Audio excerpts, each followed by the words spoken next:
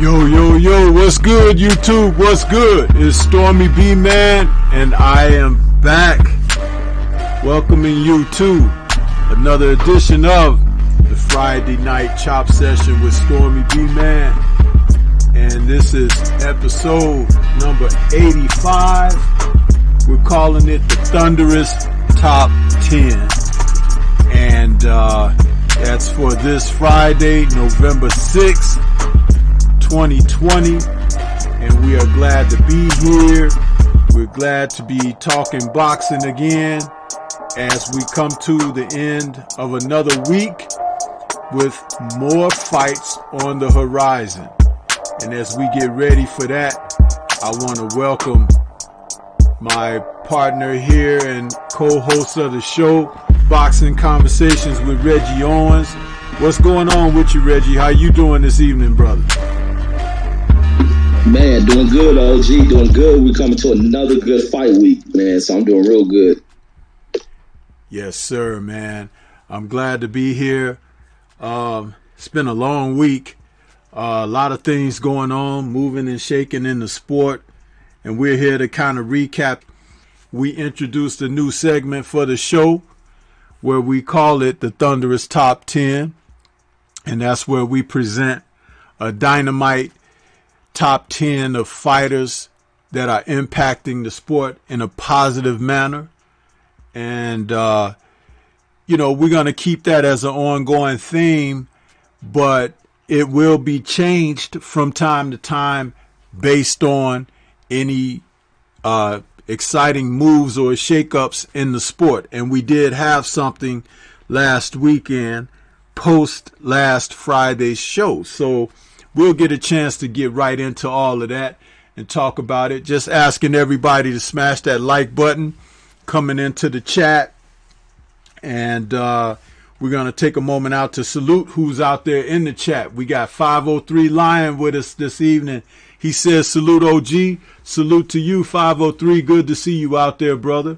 LeVar Cooper, one of our new subscribers, is out there saying that Stormybman and Reggie Owens, salute Kings. Salute to you, a very familiar face, and Curtis Anderson out there, also known as Kurt Sugar.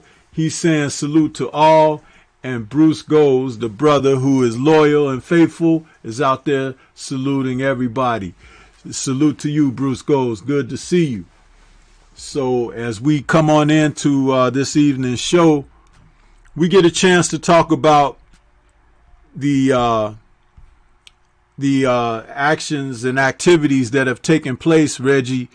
We might as well kind of kick things off with picking up from where we left off last weekend. We did do a post-fight show, and we got a chance to see Gervonta Tank Davis in his pay-per-view debut put on an exciting fight, man, where we saw him prevail in his match for the 135-pound titles with Leo Santa Cruz. As a recap of things that happened then, between then and now, Reggie, what are your final thoughts on how that pay-per-view ended up and Tank's performance overall? And even the fact that they said that he's got some pretty nice numbers coming in behind that pay-per-view card. Man, I'm proud of Tank. I'm proud of what he's done in his first pay-per-view event. For him to pull off numbers like that, 250 approaching 300,000. Those are great numbers, man. Those are great numbers for a up-and-coming fighter to do in his first event. And not only do the numbers, but to end it with such a statement that fight fans look forward for, especially money-paying fight fans.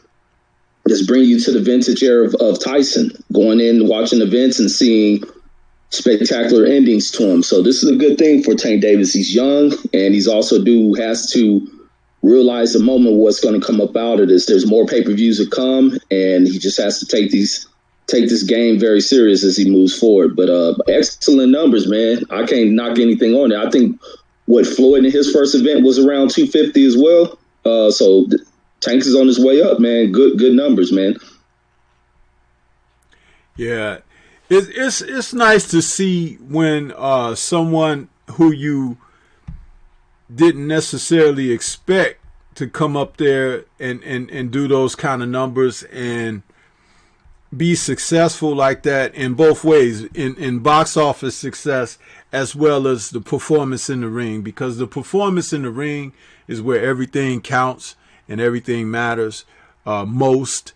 And you know, as we would hear Leonard Ellerby always, you know, talk about, you know, Tank Davis is a star and all of this, but it's nice to see Tank go out and perform in such a spectacular manner that which makes people that, you know, have tuned in. They say, wow, that little cat is all right. He's action packed. I want to see him again. So, you know, that's where it really lies, because, you know, we've talked about this before.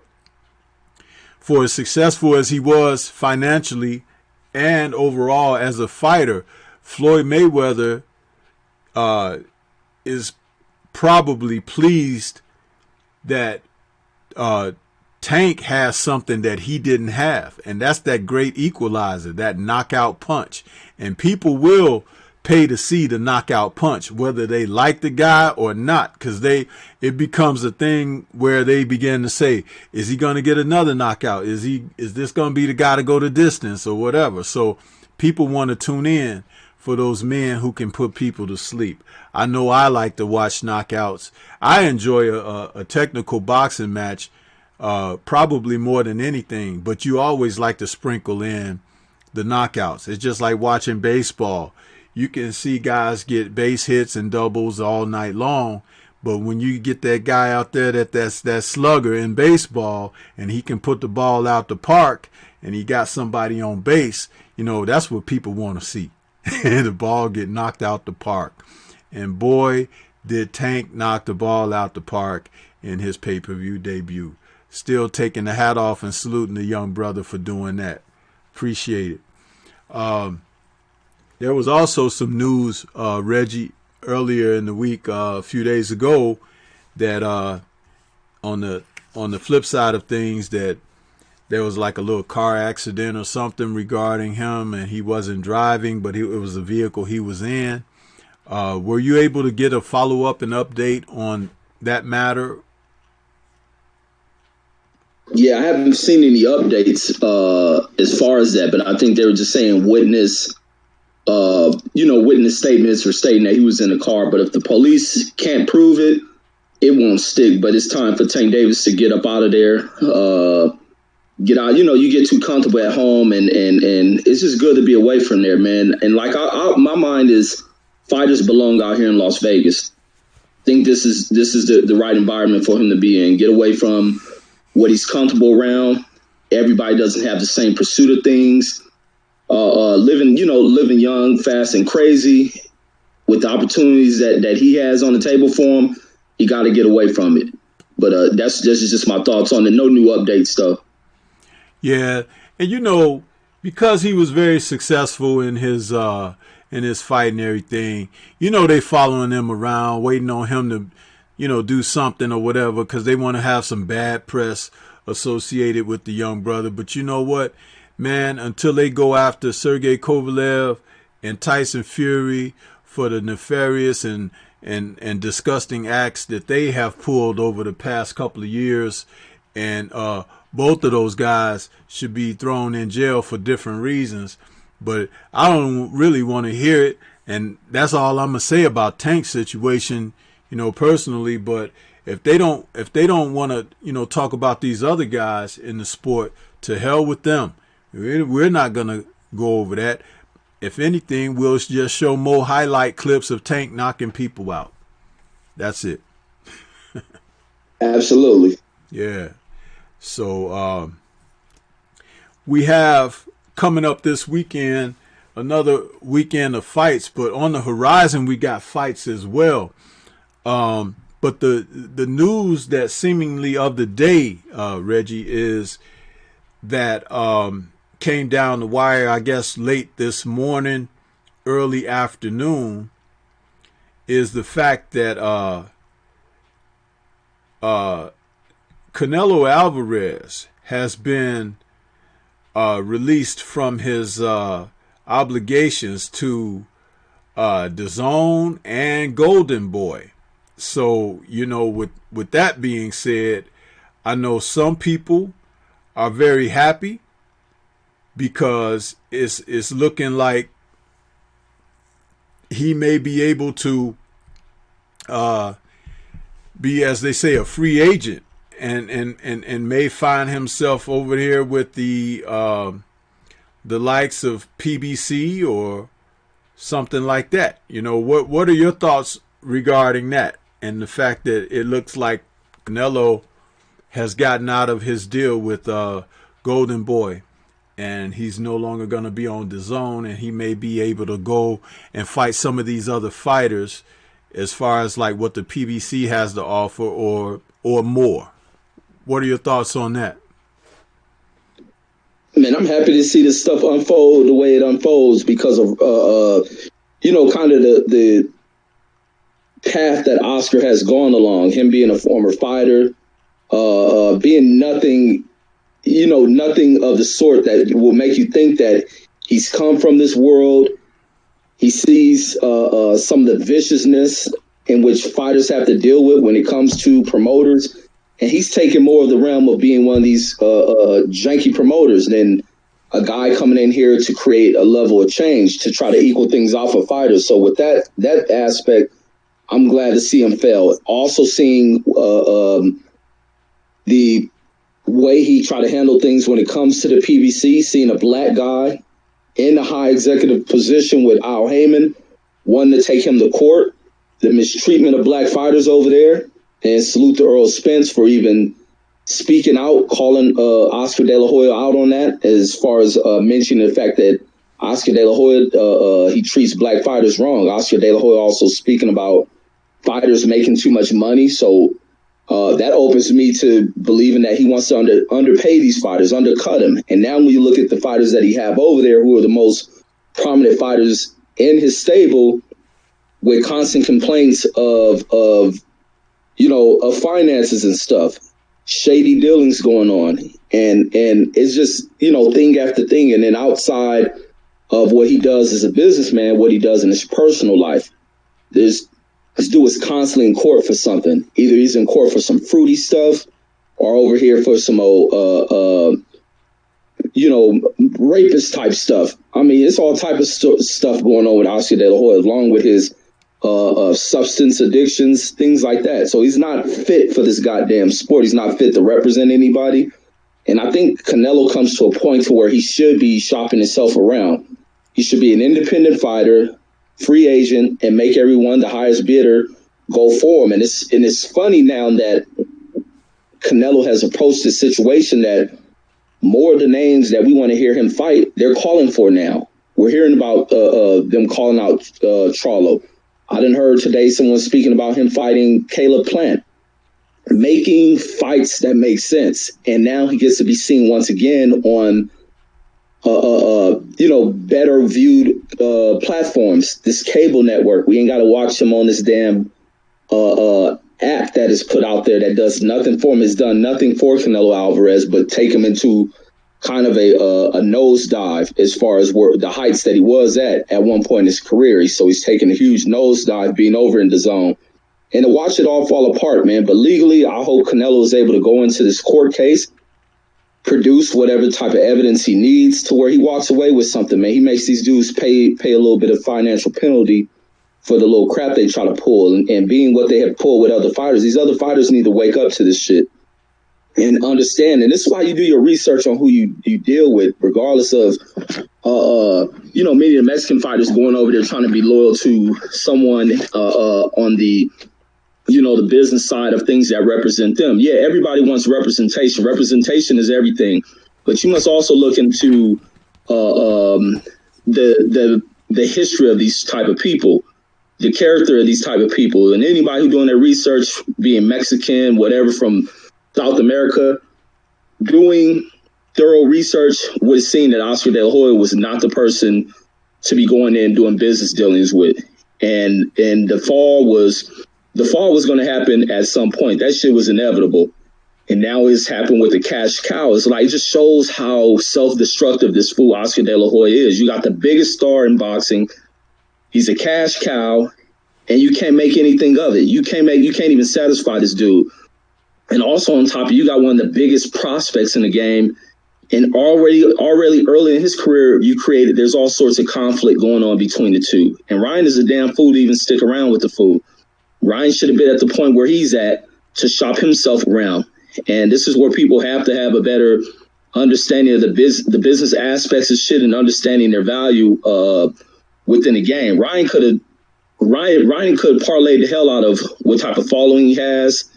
The fights that are kind of being built up, he could have built that up and being with someone else. He'd have been the perfect fit over in the PBC side of things, allowing them to do the proper things of building that up. Oscar has done nothing for the sport of boxing to build it up.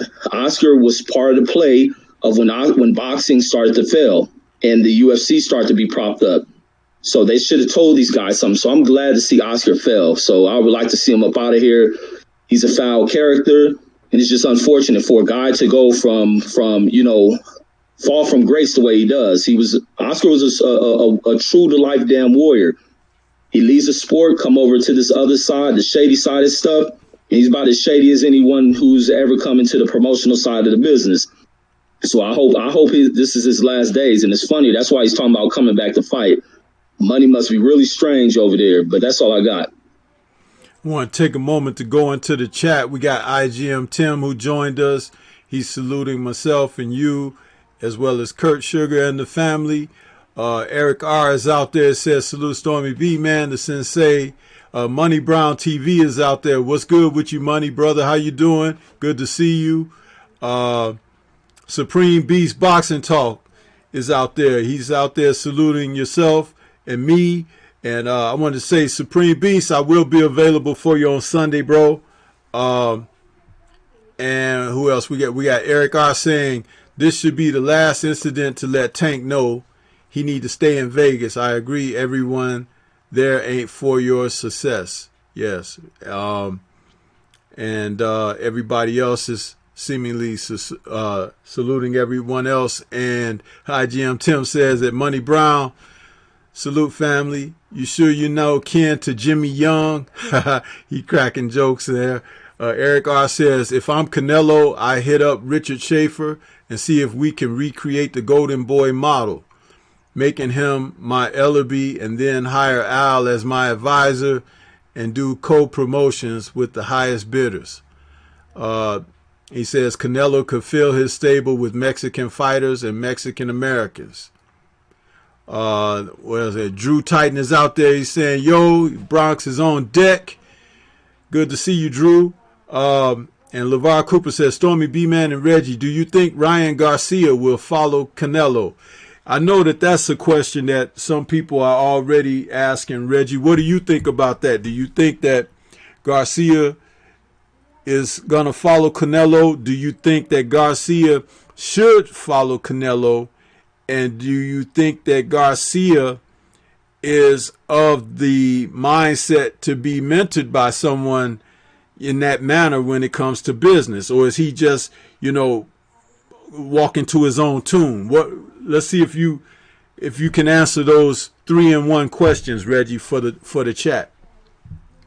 Yeah, my thoughts is Ryan shouldn't I wouldn't say follow Canelo, because I think they're going to lead they lead two different paths. I think Ryan should remain as an independent fighter. He should, the thing that Mikey Garcia has done in boxing, I think Ryan Garcia is able to do that as well. He can create his own promotional company at this point, and he also has to figure out a way of using that huge following he has social media wise, use it to affect his brand, to build his brand, shop himself to where he's a viable attraction within the sport. So he can use advisement from Canelo. He can have Canelo as an advisor, go to Al Heyman as an advisor. I think the PBC is perfect, and even having a relationship with Al Heyman is perfect, because anytime you hear boxers speak, they speak of how Al Heyman advises them from the aspects of business. And I think Al Heyman can show Ryan Garcia how to effectively use that to increase his value and stuff. And I think Ryan has to. Ryan can be an antagonist inside the game, agitate a little bit, have his fans that come behind him, and he can work in many ways. But I think him and Canelo's paths are different. Canelo can go many other places that will be successful for him. Ryan Garcia trailing behind him, he'll just be lost in the shuffle. So he should create his own path. Is my thoughts on it. But keep Canelo around. Canelo's gonna always be there as a mentor for him, but following the same path as Canelo signed to ESPN, that doesn't mean Ryan should sign to ESPN. That's just my thoughts. Want to say salute to Dark Truth out there for that Cash App donation. Appreciate you, bro.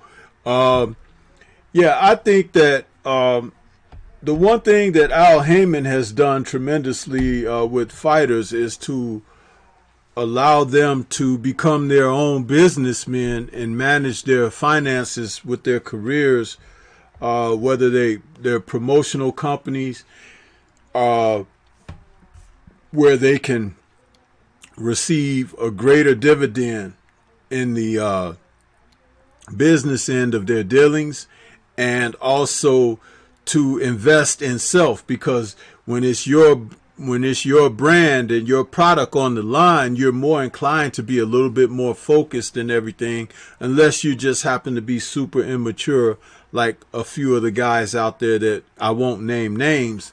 But he has set it up in a manner of which, if you follow it to your best, based ends, it can be something that's an extended sense of revenue for yourself. Someone like Canelo, he already has acquired a certain amount of wealth, and he's in a good position. But someone like Garcia, who is more of this the social media age and everything, there are ways that he can take his returns and do something with it that could be unprecedented with the popularity of social media and his followings and stuff like that. But will he be smart enough? He's still quite young himself. But someone like Al Heyman, when he talks to these guys, I'm sure he's able to give them, sound options. It's just up to them whether they want to follow a great blueprint or a good blueprint, or something that just can put them in a position. So it remains to be seen what will happen. It'll be interesting. I don't like to get into that business aspect of things very much, because that I don't, it doesn't affect my pockets. But I'll say this.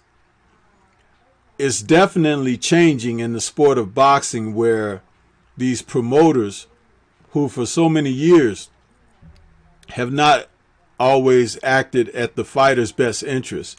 They look to be lucrative for themselves. They look to see what they can get off the fighters, and would ride those fighters with their talents, their youth, their abilities and everything, until they see fit to hop off that train and get ready for another one. Like a vampire, it needs a host to survive. But the way things are going now, you being an independent subscriber, you can kind of, social media, you can promote yourself. You can get out there and you can be on channels like this, or some of the other brothers in the community that are willing to put you on and let you talk and, let people know what's going on with you. The wheel is really turned. And if it's used in the proper fashion, it could be extremely lucrative for these guys. So that's another thing that they have to keep in mind as we move forward in the sport. It'd be interesting to see. As far as what I think that someone like Garcia still may need some guidance, because he's so young, and not to be so brash with, thinking best, when you can have some more experienced people around you that can help.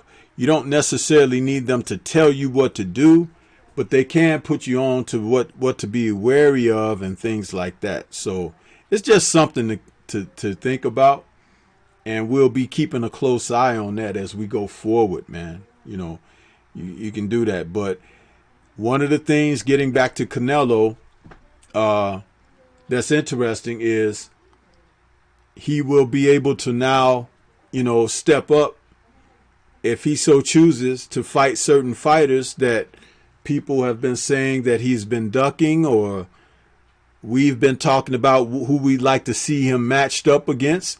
And that's exciting, because if he's going to be out there, might as well go out there with the best guys available. I've heard the names Plant, Benavidez, Charlo. Those are the names around there in that division. Hell, even Andre to a lesser degree, because he's still over there on DAZN. But, who knows? Anything can happen if these guys want to make it happen. And to see him in that type of position, it'll be interesting to see how his roadmap will be laid out. Because as we heard Earl Spence Jr. mention recently, he has a certain type of a hit list that he's considering, going forward with his career before possibly vacating the 147-pound division. He has it kind of mapped up in his mind and plans ahead to how he wants to move. Maybe Canelo has something similar for himself. But it'd be interesting.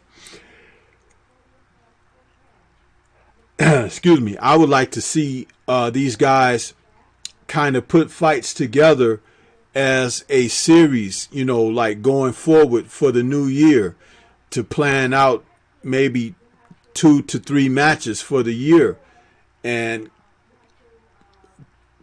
based on their successes or failures, have sub plans in place. Like if they were expected to win a fight, to go into another championship fight or a unification, that there'll be something. If they suffered a loss, they could still fight a certain type of fight that would keep them in the running, instead of just falling off and falling to the back of the line, so to speak. But right now we're seeing too many guys with just that one fight on the horizon.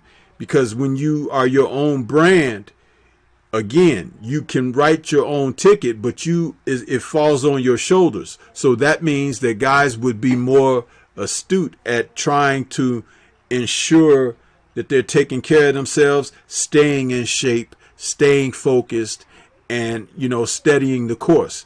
But we will see.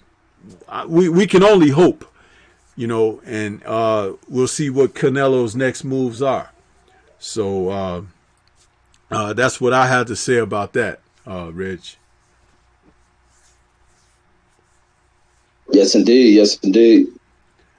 Let's see. We got some more comments in the chat there. Eric R. says, you nailed that at Reggie. Ryan Garcia also should embrace his popularity and cash in on that. He seems to resent it. He'd rather be respected by his peers. The respect comes in the ring. You have to accomplish it in the ring.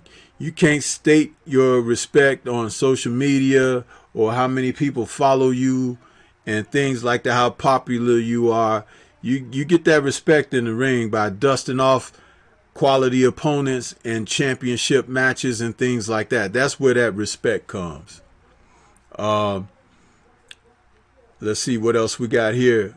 IGM Tim says boxing is a lot like the new age music scene. Not totally, but there are some sprinkles of it in the sport. That can't be denied. Let's see. Reggie agrees. He says, on the real, IGM Tim, it's like the music industry and boxing are parallel to each other. The two industry artists form relationships. And IGM Tim says, I've noticed that from the Mike Tyson, Tupac era until now. Yeah. It's interesting that you guys find that. And I guess maybe I don't see that as much because I'm seeing the sport in a different view, because I'm, thinking about past and things like that. I always think beyond who is present, who was before and the whole body of work that came before. So, but you guys may be right, and you're definitely seeing eye to eye on that. So there may be more truth to that than even I'm willing to admit. So, yeah. Let's move into another aspect of talking about what's going on with the sport, Reggie. And one of the things I wanted to touch on is the fact that one of the big fights that we had on the horizon, the Povetkin versus Dillian White 2, that fight now, it was originally scheduled for November 21st, which is a fast turnaround and a rematch for these guys.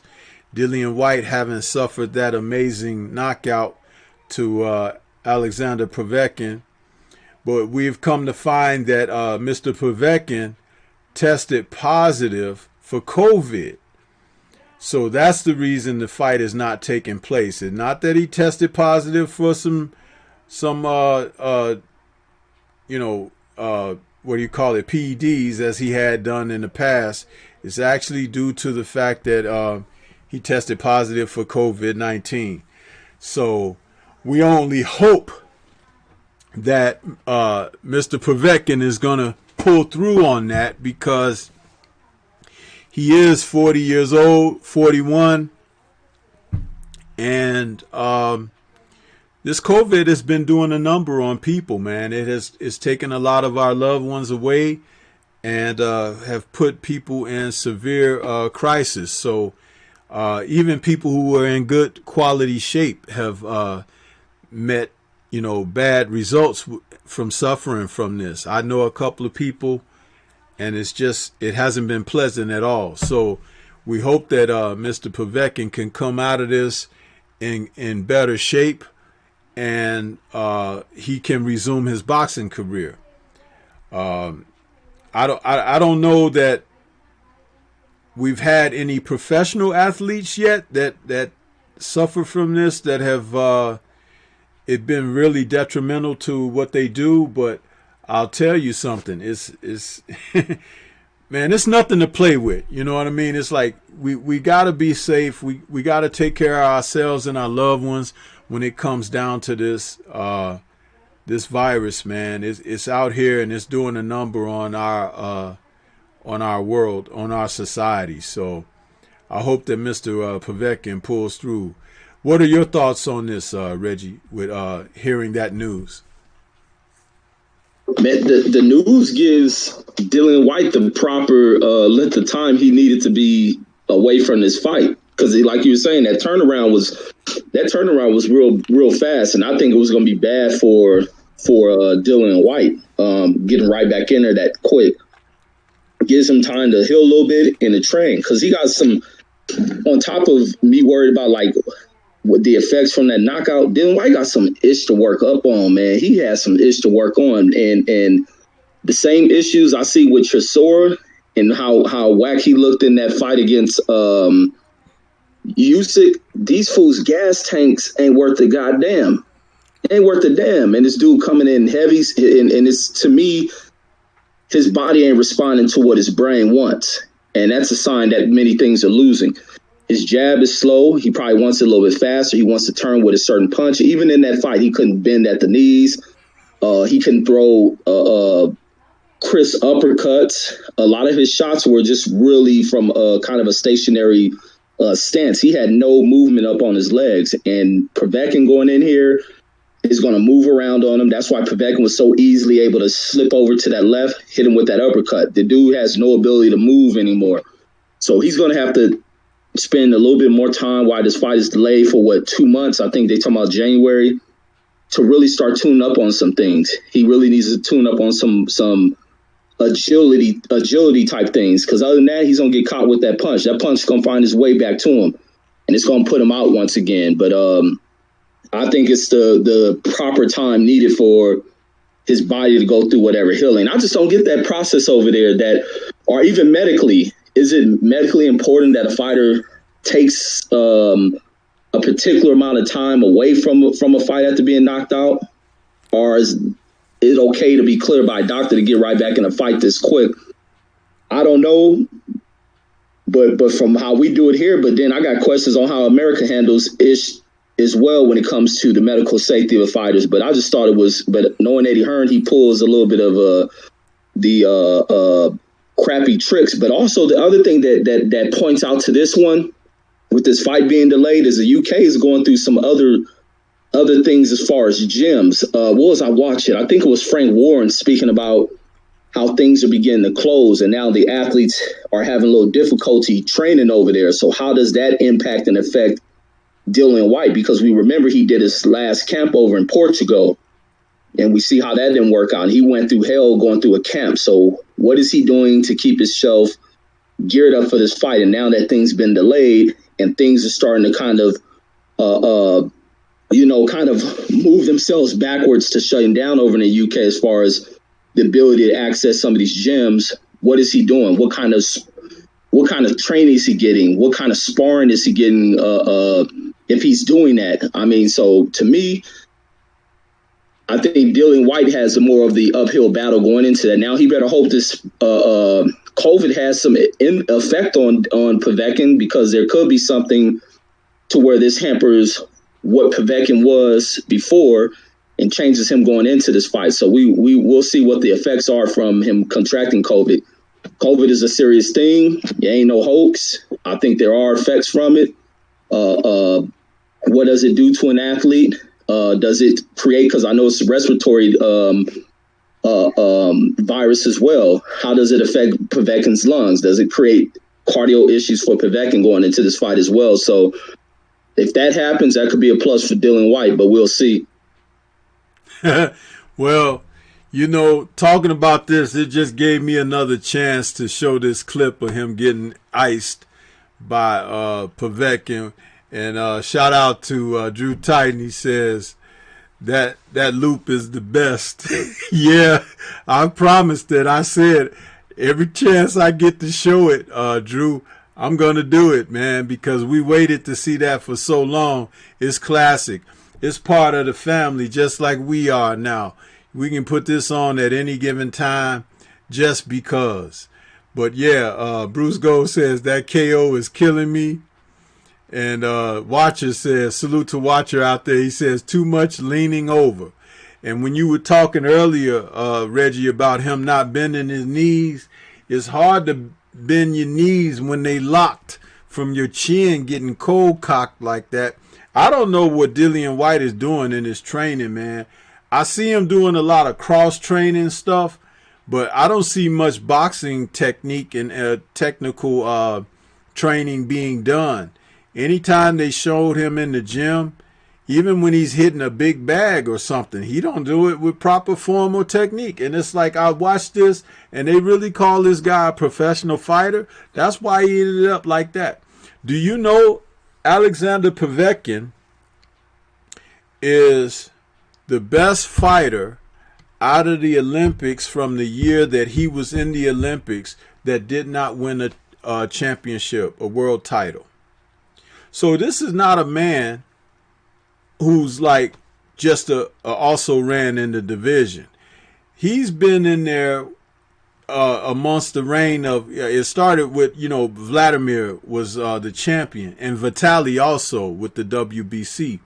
But since Lennox Lewis had retired, there were a number of guys in the division. Even Luis Ortiz is a fighter of that era that, there were good fighters around. So it wasn't like people were gonna just, get that shot and get it, because he did get his shot against Klitschko, and Klitschko was able to turn back his challenge.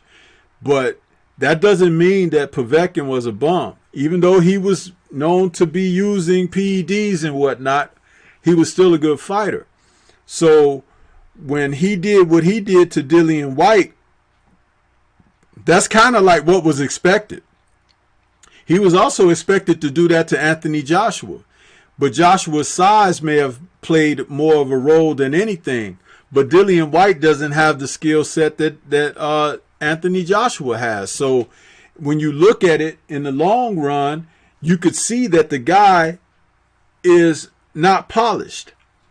And for him to want to go right back in there and go at Povetkin again in a rematch, saying like, oh, he just caught me a shot, I can tighten up a couple things, and I can, no, that's tighten up a couple of things, my butt. What he did in this sequence right here is exactly similar to what Tank Davis did to Santa Cruz. You know, he had been throwing certain shots a certain kind of way, and he set him up totally. That punch that he never saw, he didn't see it because he was looking for something else, and he got banged, and he wasn't able to take it. You understand? When he put Povetkin down a couple of times, Povetkin got up and continued to fight. So in other words, just knocking him down is not going to win you the fight. You got to put him out, you know, or beat him bad enough to turn back his challenge, and you go to the distance and you win on the cards. But for the time he's in there, this can happen to you. And he set White up, and White is not a polished enough fighter, and it showed in that. And just a few months of training to come back is not enough to turn things around. What he should have done is opted to go another direction and start rebuilding himself, working on some things by fighting some different opposition and coming back. But to go and jump right back in there, and I see someone wrote in the chat that it's now been scheduled for January, it was saying. The Watcher, he says the fight has been rescheduled for January 2021 now. We'll see. But I still think that he's, you know, you could get the same result. It could be quicker or it could be later. But it's still, I could see this fight ending up the same way. Unless White is going to just hold and hold and hold for the duration of the fight, you know, and it turn it into a real lackluster, non-action type deal. But anytime he opens up and he throws shots, Povetkin should be looking to come right in between those shots, or right around them, or right before, or right after. That's all he got to do is hit the guy when he's open, and you'll see that same result. But that's what I have to say about that. You know.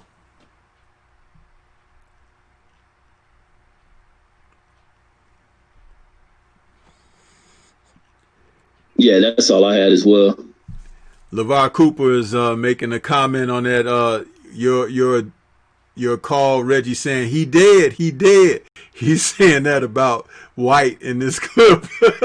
Well, yeah, that's exactly what happened. You see, he knocked even the footrest thing out of the ring and everything when he went down. He hit. I remarked when it first happened, he looked like a guy that fell off the top rung of a ladder and just hit the pave. That's what he looked like. But yeah, man, it's that kind of thing. It's that kind of thing, you know. But I don't know. I think that there are other things that he can do with his career at the time, and not be looking just to jump back in there with Povetkin so quickly, because I could see the same thing happening to him again. And it's not going to be pretty. If he gets banged out again, it's not going to be pretty, man. It's going to be one of those things where you be like, wow, this guy, you know, he shouldn't have even been in there, you know. It's going to be that kind of thing. So, but yeah. But Reggie, we see that also this week we had a chance to hear Deontay. He had made some comments on his interviews. He did a couple of interviews. He came back and he talked to 78 Sports. He talked to Barbershop Conversations, Fred. Did you get a chance to hear what the former champ had to say? Oh yeah. I was tuned in. Yes, indeed. What were your thoughts on both interviews that he gave and how he was able to explain what's and what his intents are going forward and so forth. Yeah, it was real good to hear him back speak. The fire's still there for him to get in here with Tyson Fury and vocalizing that, calling Fury out. And also the engagement he had when he took calls from the fans, being his same self. It almost like he was his same self. That's the first time he ever took calls from the fans with being on the show and speaking to them like and like still like a champ. So I enjoy that aspect and answering every question, looking to come back, do the same kind of interview where it's just him speaking with the fans, answering their questions. But he wants that vengeance, man. He wants to get back in there, letting it be known that there was some level of mistrust going on inside of that fight, being that Fury had something going on with those gloves, and him even being ready to take it to the legal route if he has to sue Tyson Fury. And also, especially hearing out of this Tyson Fury supposed December 5th fight, that's supposed to be on the line. So if he has to take it through the legal realms, then that's what he has to do to put a stop. But then again, I don't know if he can put a stop on Fury fighting that fight for the 5th, being that it's outside the United States. So maybe he's just gonna have to take the legal actions. But then the legal actions go about how do they investigate to even see if he's cheating, and that's the whole thing with the with trying to go the legal route. But it's good to hear that he's ready to get back in there. If we have to bypass Tyson Fury, where does he go? So I'm just looking to see where do they move forward on this thing. What does the WBC do? I'm glad there's pressure on the WBC because to me they're not doing the there's no due diligence with that organization, nor with some of these commissions that is being done. But it's just good to hear him finally speak and also speak with the fans. Nothing has seemed to change. But that's all I got on that. Well, I'm thinking with everything that he said from being in silence for so long, he spoke what he had to say. And like you said, he fielded some questions and things like that. But, people try to control the narrative. They try to control, like, when he was quiet, they were saying he need to talk. When he started talking, they start saying what he need to be saying. You can't control. He is his own man, okay? First and foremost. Secondly, this is a real serious thing that happened with that night that he faced Tyson Fury in their rematch. Everybody who has watched his fights for his entire championship run minimum. There are people who watched him from the very beginning, when it goes back to when he was being promoted by Golden Boy. But if you watched his championship reign, anybody who is familiar with him having fought prior to that night could see that there was something wrong with him. And that right there is the beginning of an acknowledgement of something. Okay? Now, the particularities and how they've been articulated and how they've been discussed by people from the outside and everything. He knows what he went through. He knows about the people he's dealt with. We only see things from the outside. You know what I mean? And the thing about that is this. You could see something was not normal about him on that night. What it was, who knows? We can't say, but he has said he didn't feel right. He said that there was something wrong. He said that he sustained some injuries that were not consistent with boxing. He has doctor reports. People want to say, okay, well, let's see your doctor's reports. Listen, when you went to the doctor to get your shot for gonorrhea, did people start saying that they want to see your boxing records and your doctor's records because you took a shot in the butt, huh? Because you had to clap, huh?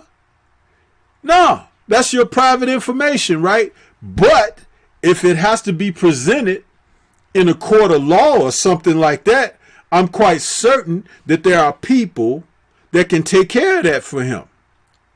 Now, in the movie I'm Gonna Get You Sucker, they had a scene with what was his name? Damon Wayans, and they were saying, you want to take the stairs or you want to take the window, you know? Or you want to take the stairs, you want to take the elevator shaft, you know? And they was going down the stairs all the time, remember? Well, you either want to take the action in the ring or you want to take it in the court. If you take it in the court, you have to understand that this man is prepared for that. He wants it in the ring because he wants to get his revenge. And who wouldn't, right? That's only the player in him that, and when I say player, I don't mean like player out in the worldly sense, but I'm saying a player in the stakes of the division, okay, in the fight. You want to be a player that's the way you're supposed to want to feel that you get back in the ring. Now, if the other guy did something that he wasn't supposed to be doing and don't want to meet you in the ring because he knows that the next time that he would be obligated to meet you in the ring, he ain't going to be able to get away with the things that he got away with in the second fight, of course he's going to run away from it. Huh? If it was like when Floyd says easy work, huh? If it was easy work, why ain't he just jumping his butt back on in there and say, let me go ahead and finish this business and get it over and done with? We've seen guys fight 2, 3, 4 times. Holyfield and Bo, Marquez and Manny Pacquiao, huh? It's like these guys go in there and they do it again and again and again. It's like, what's the difference? What's the big thing? Y'all say that Fury is the best since Ali, right? Huh? Ali didn't mind fighting people. He get back in there and do it. Why is this man not looking to fulfill the contractual obligation? If everything was on the up and up, he should be ready. And he kept saying that he wants to fight in December or whatever, but they trying to avoid the date. There was talk recently about this Canelo situation that if he comes back, he might be fighting in December, even on that possible date that Wilder and Fury is supposed to take, which was the 19th. So if Canelo can come back and fight on the 19th, does that mean that, the football games and schedules that will hold up Fury and Wilder aren't the same games that can hold up Canelo and whoever he gonna fight? So who lying? Listen, man, the whole thing of it is this. If he is pressed to go to court, I'm quite certain he can do so. And if pressed to go to court, Mr. Fury, the WBC, and a whole lot of other people gonna be in trouble. Okay? So they might as well buckle down, knuckle up, and go ahead and fight this man and take what's coming to him. And they still might have to face him in court afterwards, but they need to give him his rightful chance and opportunity at his title. Huh? The WBC never thought well of him to begin with, and if you look at it, there is a series of questionable events that have aligned themselves to put this situation in the direction that it's gone. And Bob Arum is involved in this as well. You know, people like that, they need to be done away with in the sport of boxing. Because they're snakes. Okay? They're snakes.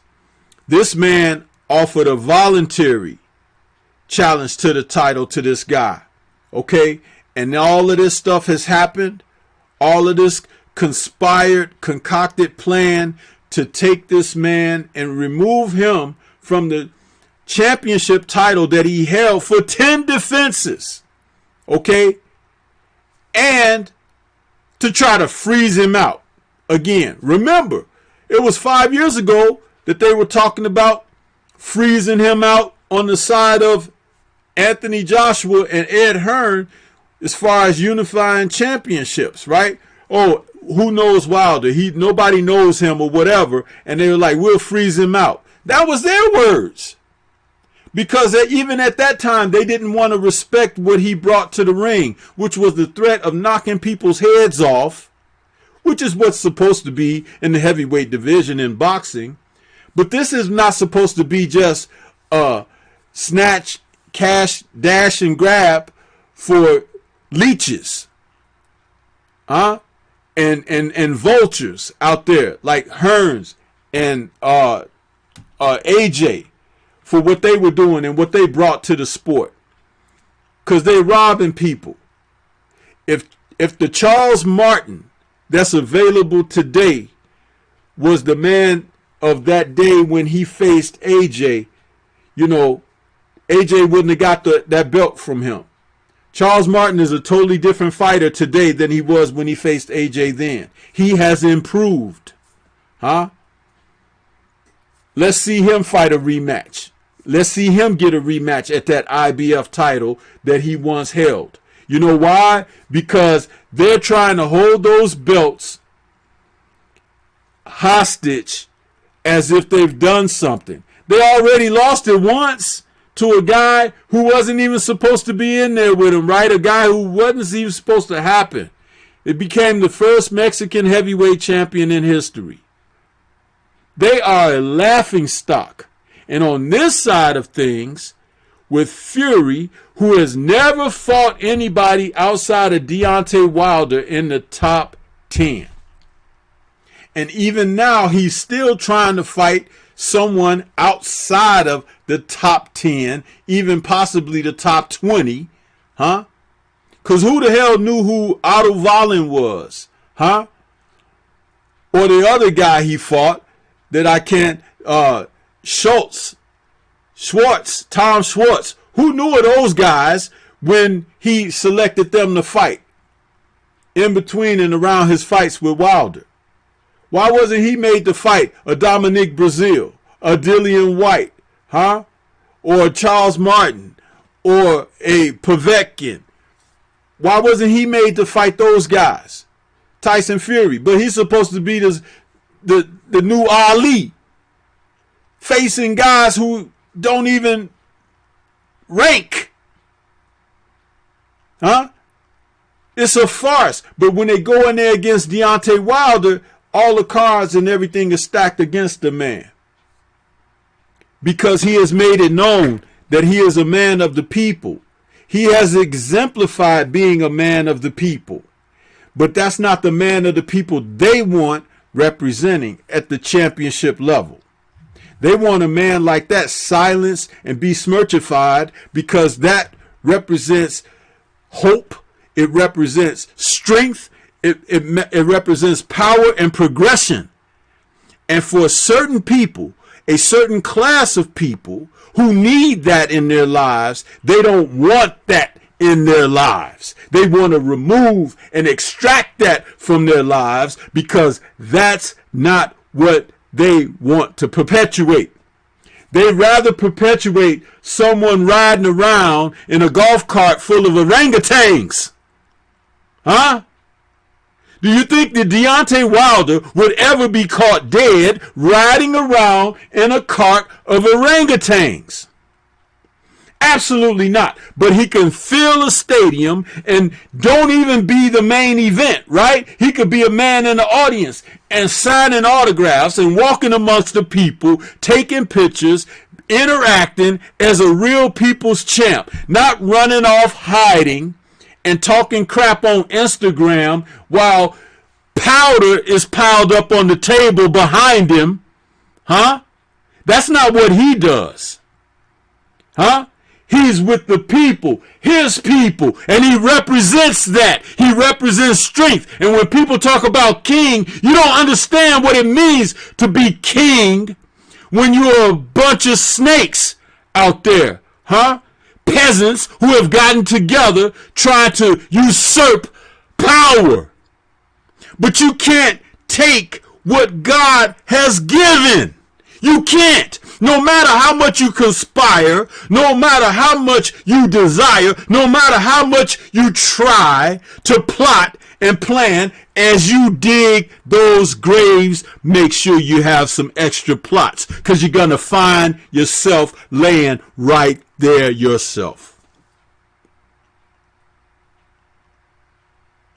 When this man speaks of kingship, and you people out here trying to You're trying to be cynics and laugh at what he's talking about. That's because you don't understand kingship. Okay? You might have your national pride, but let me tell you something. Pride will end up with a broken ass. Okay? Kingship comes through a channel of a nation of people. Okay? It doesn't come through anything that you don't understand because you haven't lived that. But a lot of you out there trying to mock and make fun, but let's see how many of them want to actually get in the ring. Go and challenge this man. You think you're going to do to him what you're doing to Luis Ortiz? It ain't going to happen. Because like I said, what God has put in place, no man can take out of that hand. You understand? No. Why do we fall? So we can learn to pick ourselves up again. Huh? All this did was cause, it called to order more attention to the anointed. Okay? That's what it did. Thieves. Thieves. Conspirators. If you think that you can disprove that, let's see you do it. Huh? If Tyson Fury is all that, why ain't he just manning up and getting back in the ring? Because he brought to the ring what doesn't belong to the ring. Huh? This ain't no, fist fighting contest with ultimate fighting and what they call it MMA and all of that. Which is why he went over there to the WWE and all of that. This is boxing, man. This man made the Olympic team. He came back with a bronze medal. So he had enough talent to do that. Where's Tyson Fury's bronze medal or silver medal or gold medal? Huh? Where is it? Can you see it? Huh? Can he show it to you? This is what it is, man. And I'm telling you, as we talk about it, the only thing that matters is if the man wants to right the ship, get your ass back in the ring. Get back in the ring. Let's see what you got. That's the least. If it's not going to be that way, he'll see you in court. And we'll see how much a kilo you can afford after he see you in court. We'll see you dancing and mocking then. Huh? You're going to be a real gypsy. And them people out there with you too. Because a lot of heads going to roll. They find themselves in the courthouse. That's all I got to say on that one, Reggie. And hey, you smoked that. I ain't gonna even touch it. But yeah,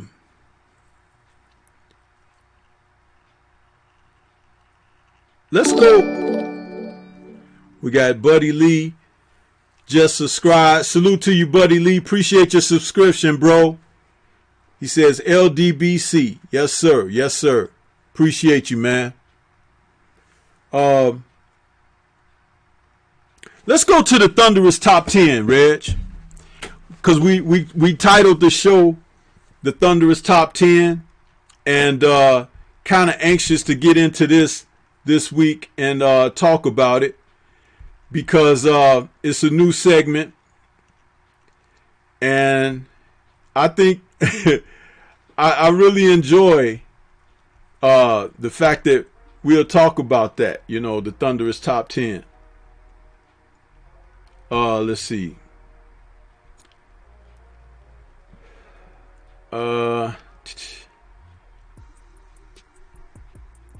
I'm trying to get this together here.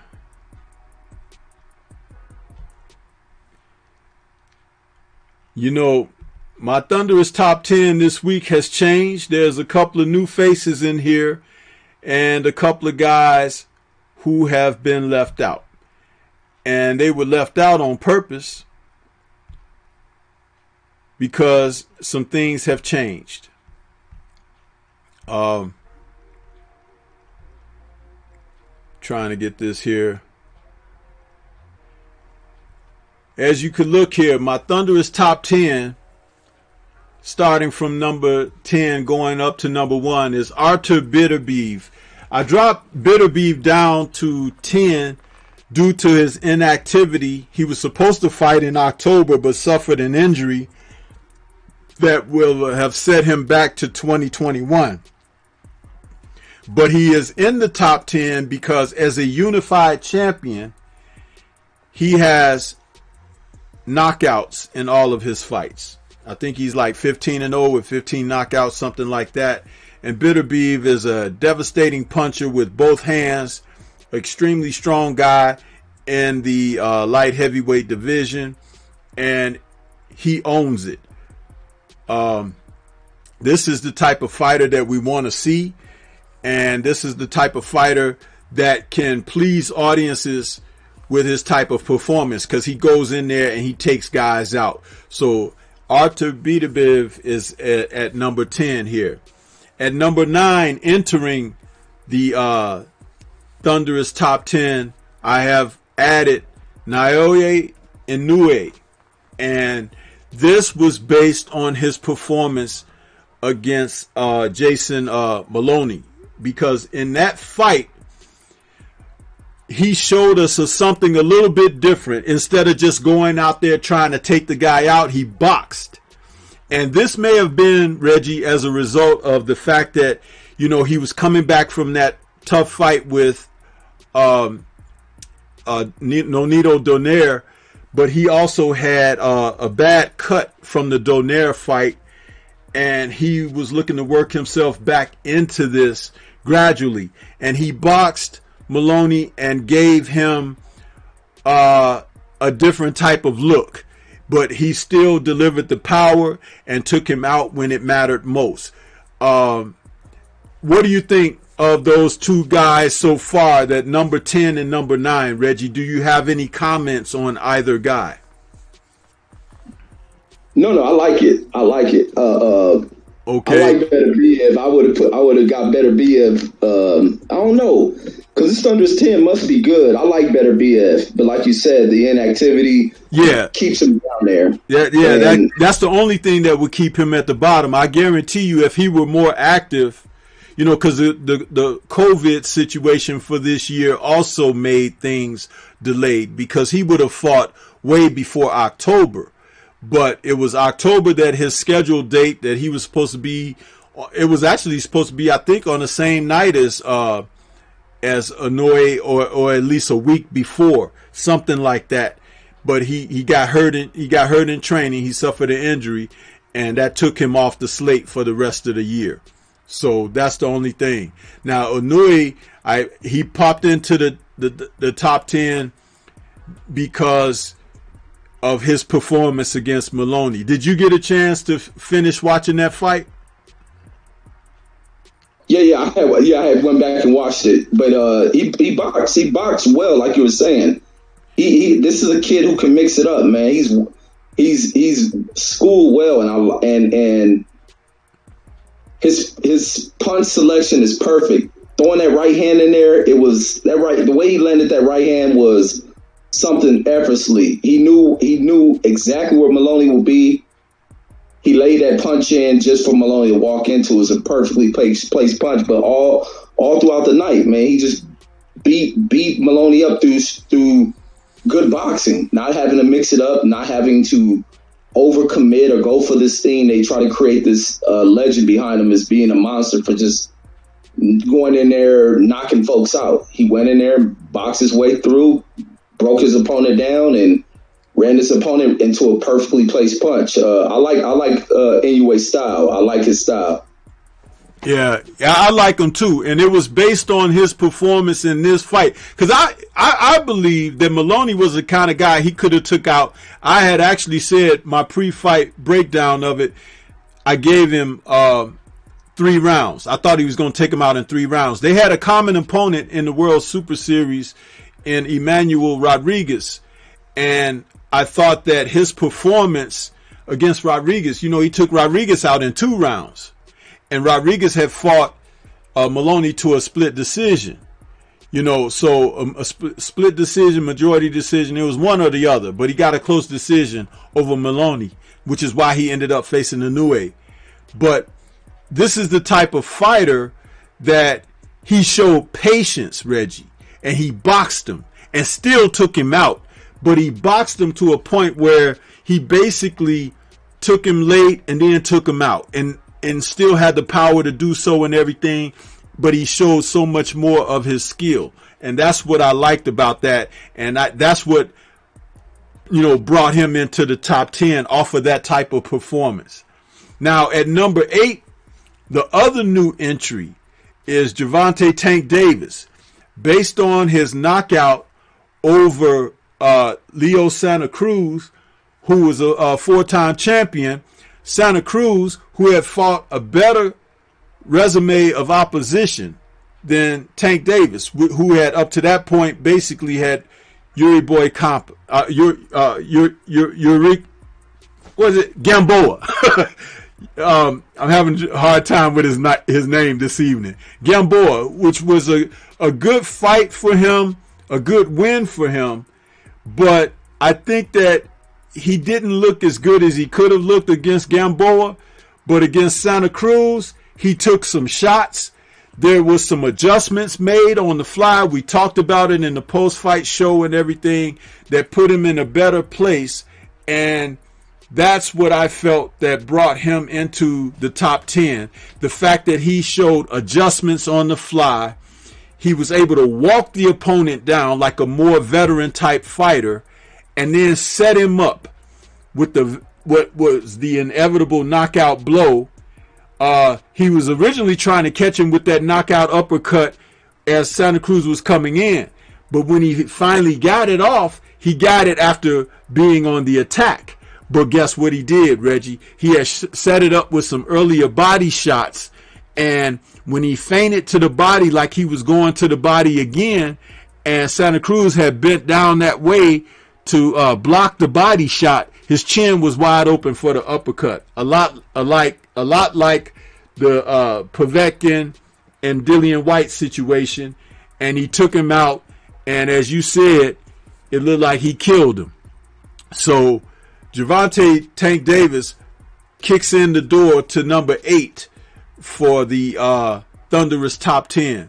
What are your thoughts on him entering the top 10?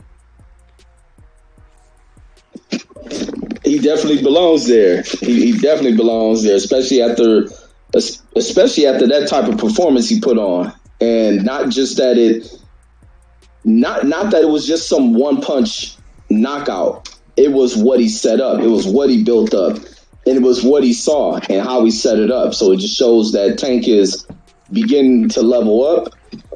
He's being more of a thoughtful boxer that's inside that ring. His IQ is really stepping up. He's a very high IQ fighter, being on what he assessed that he needed to do to Leo Santa Cruz. He out functioned Leo Santa Cruz from a mental standpoint, and it was brilliant work. It started adversities as far as size, range, and height, and all this other stuff going in here with Leo Santa Cruz, and He just broke Leo, and I like when he was physical at one point. Even when he got in there, he slammed Leo Santa Cruz. I like that. I like that for the moment. It was because of what Leo was doing, but he let him know. He broke Leo of what caused him to slam him. And I don't know. The performance was brilliant, man. It was brilliant. Even if it would have went to a 12-round fight, it's still been a brilliant performance just to watch Tank be able to overcome, make the slight adjustments he did. He made his reads. His reads on Leo Santa Cruz were very quick, and it confused Leo. Leo was unable to make a read on Tank and recover from it, and it ultimately cost him. But great pick for Tank moving into the top 10. Yeah, and as we move up, we got still holding fast at number 7, which that position may change because Gary Russell Jr. He hasn't fought, and a lot like Arthur Beterbiev, he's the activity is gonna hurt him, but not his performance, because I think that Gary Russell Jr. is the type of fighter that really brings it, you know, and he has great hand speed.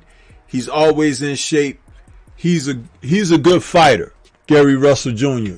But I do believe that he's the type of fighter that is going to have to make some decisions.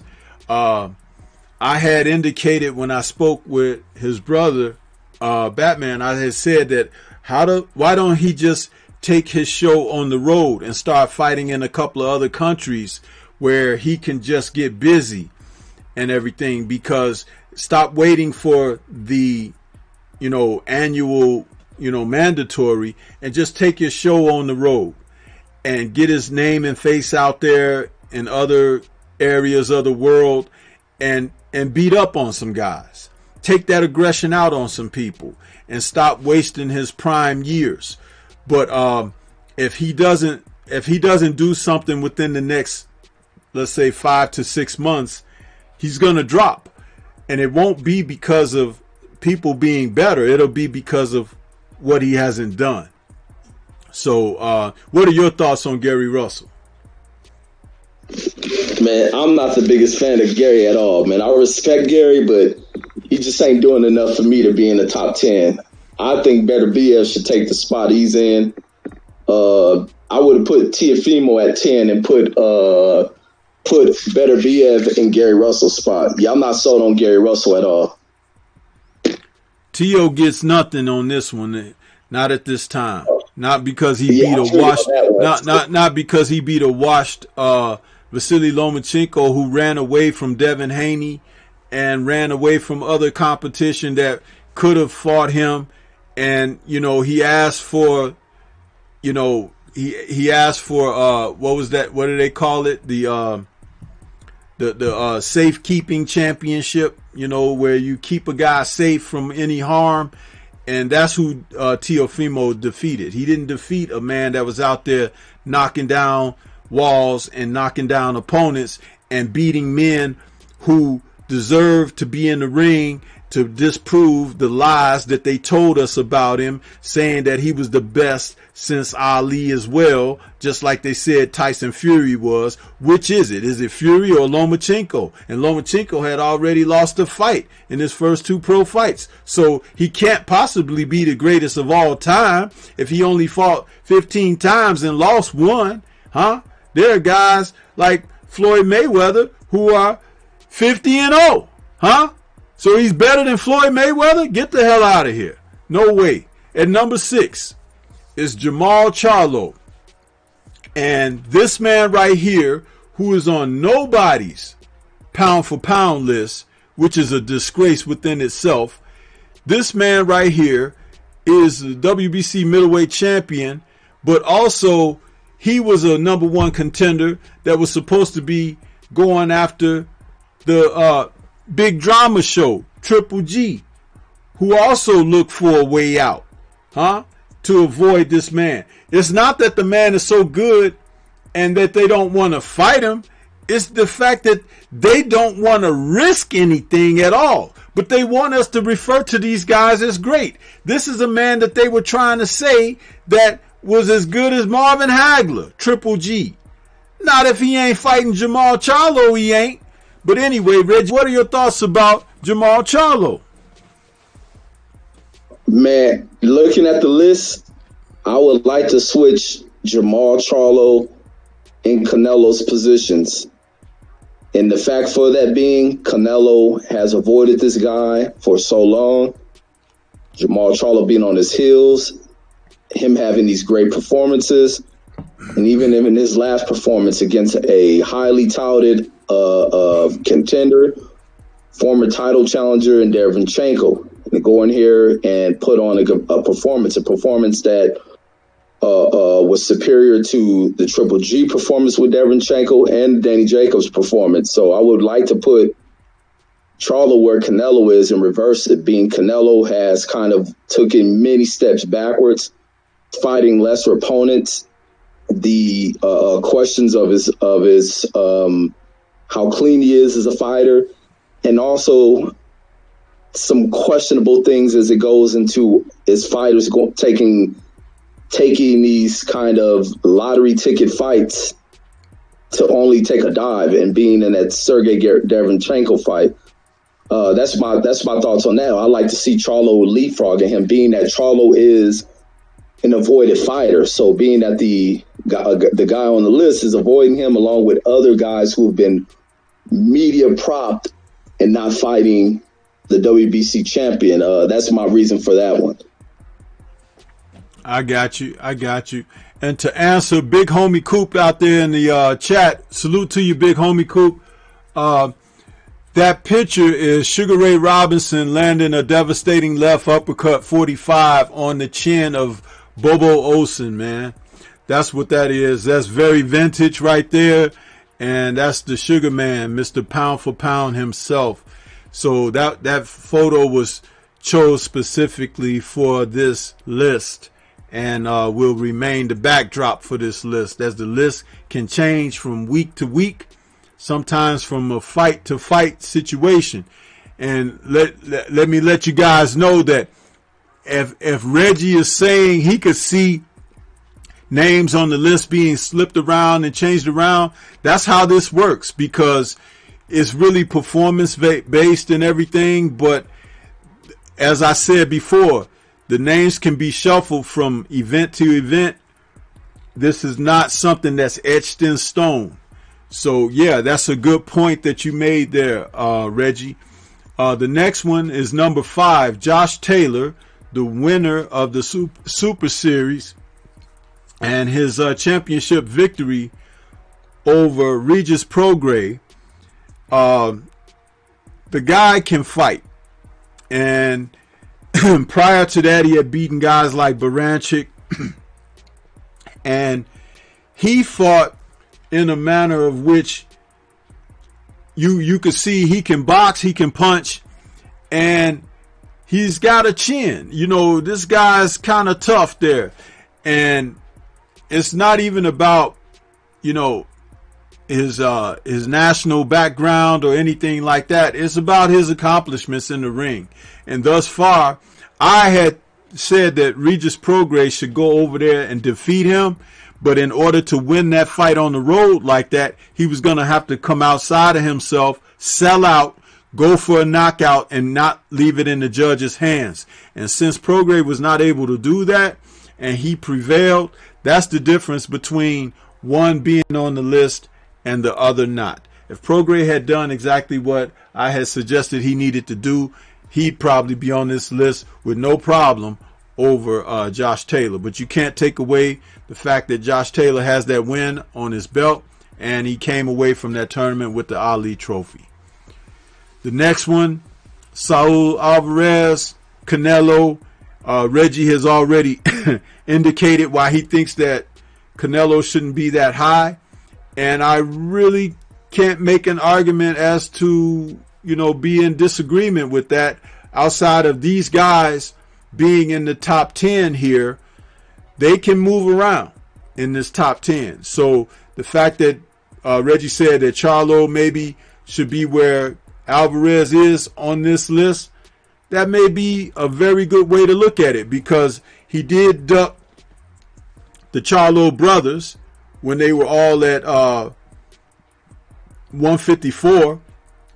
He ducked also Demetrius Andrade when he was there, and who's also been booted from last week's listing here, so he's no longer there.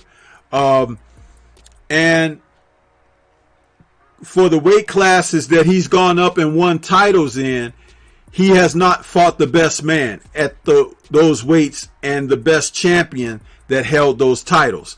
So we could see a dip for Mr. Alvarez and maybe see him climb back up with his next fight. We don't know, but we'll keep our eyes peeled for that. Now, the next one is number 3, Earl Spence Jr.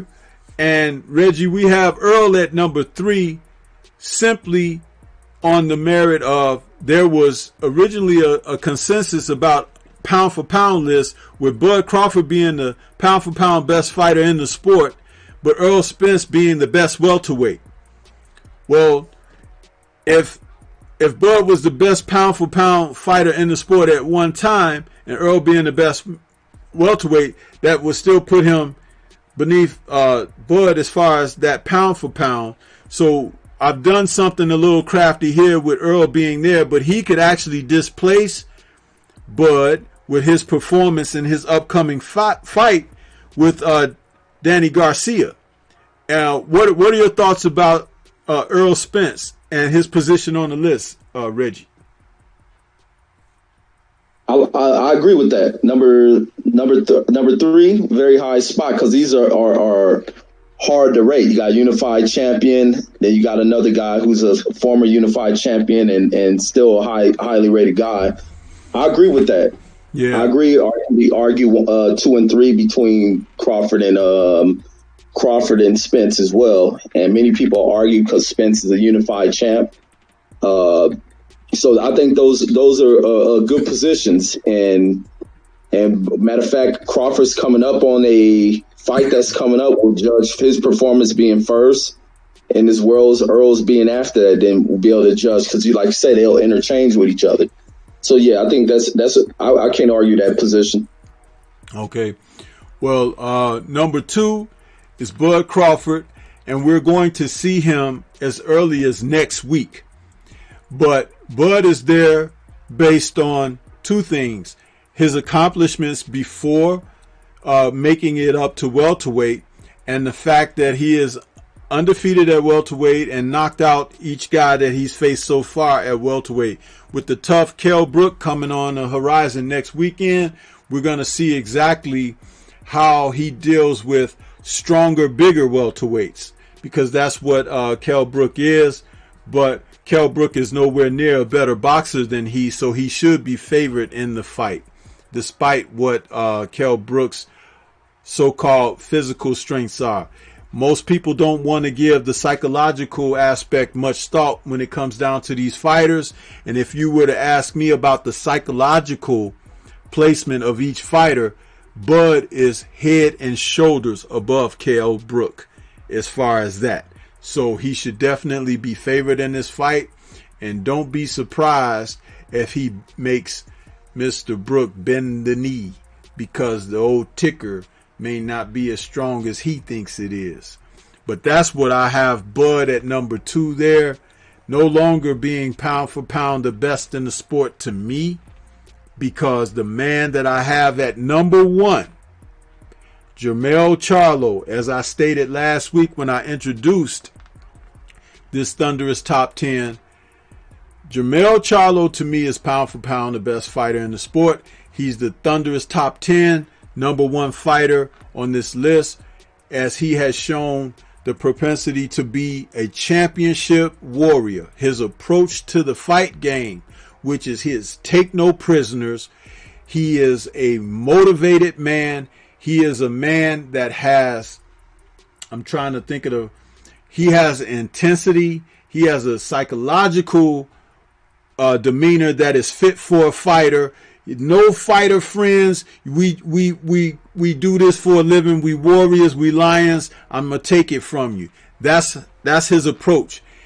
His physical attributes, which are good hand speed, good footwork and foot speed, good chin, can knock you out with either hand, left or right. He can knock you out with an uppercut. He can knock you out with a straight. He can knock you out with an overhand. He can knock you out with a left hook. Very formidable fighter. And is always in top condition. He has beaten top fighters in his division and knocked them either cold or have beaten them bad enough and into submission that he has put a defined line of separation between he and they. This man is doing it the way it should be done in the sport. I respect him. If I were to have a favorite fighter of today, it would be Jermell Charlo, based solely on his performances. The man brings it every night, and you got to be worried about him from first round to the 12th, because he carries his power late, he carries his focus late, and you can never go to sleep on him in any round because he'll take your ass out. And I love that about him, and I hope to see him fight very soon again. So, but that's who I have at number 1. Reggie, what are your thoughts on Mr. Charlo? Man, you can't deny Jermell, man. I've made fight predictions that I viewed and where I thought he was again in there against better boxers. Better boxers turned out looking great early in the fight against this guy. And this is a guy you cannot relax on, because in a split, he can turn around a fight. It don't matter where he's at on the scorecard, he can turn around a fight. And especially if you're outboxing him, being in the great conditioning that he's in, he's always in a fight. And nowhere are you seeing this guy fading. Nowhere are you seeing him faded. And I just think he can stand the test of time when it comes to anyone fighting in the division that he's at. And he's going in here, he's putting pain on cats. Making fighters quit with jabs to the body. Watched him jab Cotto with the straight line jab, knocking Cotto the hell out. And many people don't speak on that one, but the nice little 1-2 he landed on Cotto, and then going into the second fight against Harrison, finishing Harrison off, catching him with one punch. Same thing in here with Rosario, and the fight that he was trailing bad, able to land the one big punch, and bam, that lion instinct kicks in, and he goes for the kill.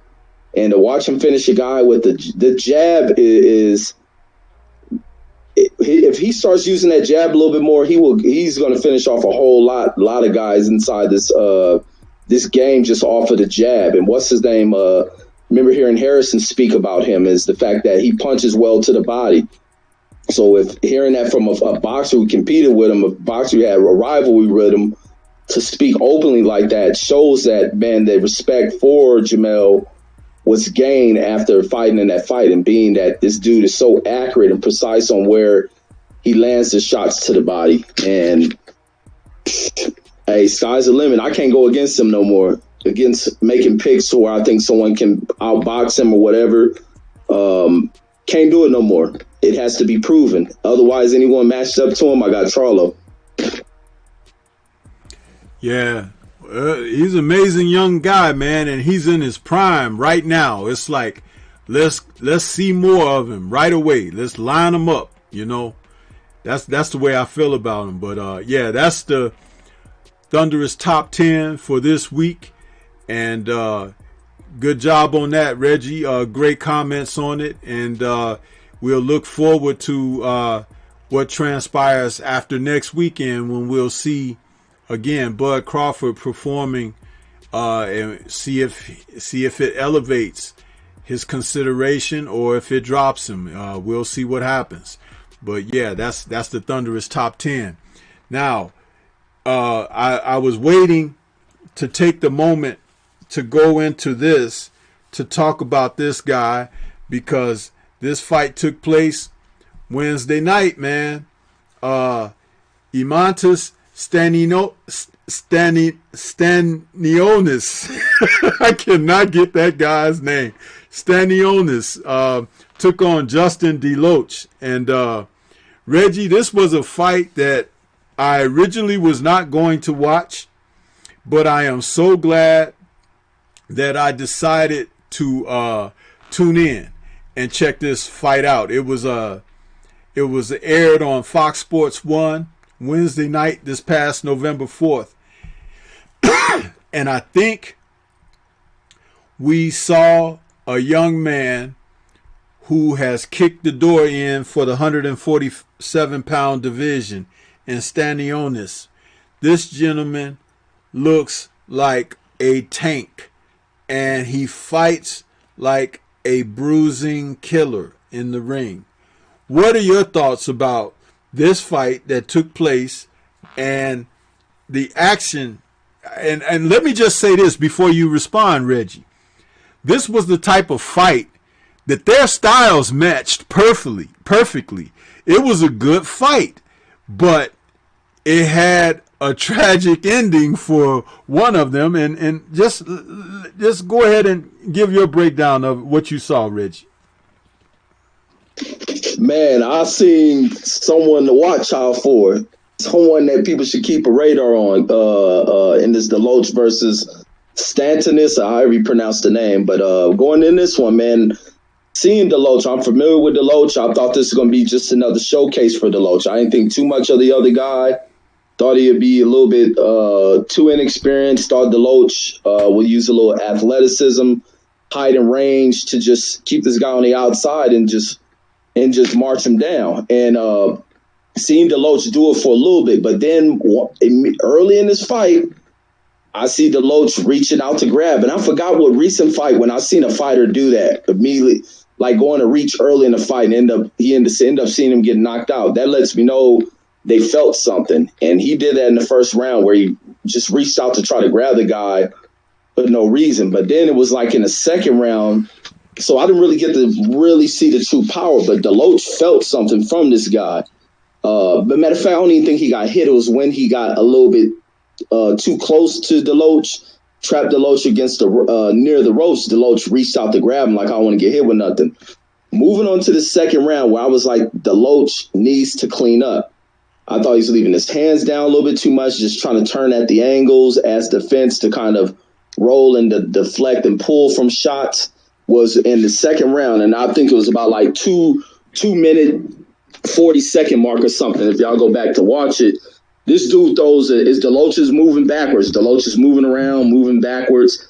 He throws a big left hook. I felt it through my TV, and it missed. Lucky it missed, but Deloach leaving those hands down, I said Deloach better put them hands up. But I thought Deloach was going to take this dude deeper into the fight, carry this guy deep, being how muscular the guy was, thinking that will hamper this dude. And seeing how Deloach is moving around, I thought Deloach is using proper footwork, moving him around to try to maybe wear the guy out, tire him out, throwing jabs. But then this dude's jab started to come on.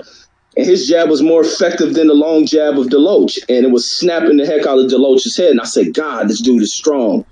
So this is a real powerful dude. And he kept closing in that distance, getting in much closer. Deloach, for a minute, Deloach couldn't get out the way of some of these punches. And then when the hooks started to come in, I said it's going to be real bad for Deloach. Deloach is going to have to start doing a little bit more. He's going to have to put a little bit more on that jab and get out the way. But then it was like the dude was cutting Deloach and closing the distance so much, Deloach was forced to kind of fight on the inside for a little bit.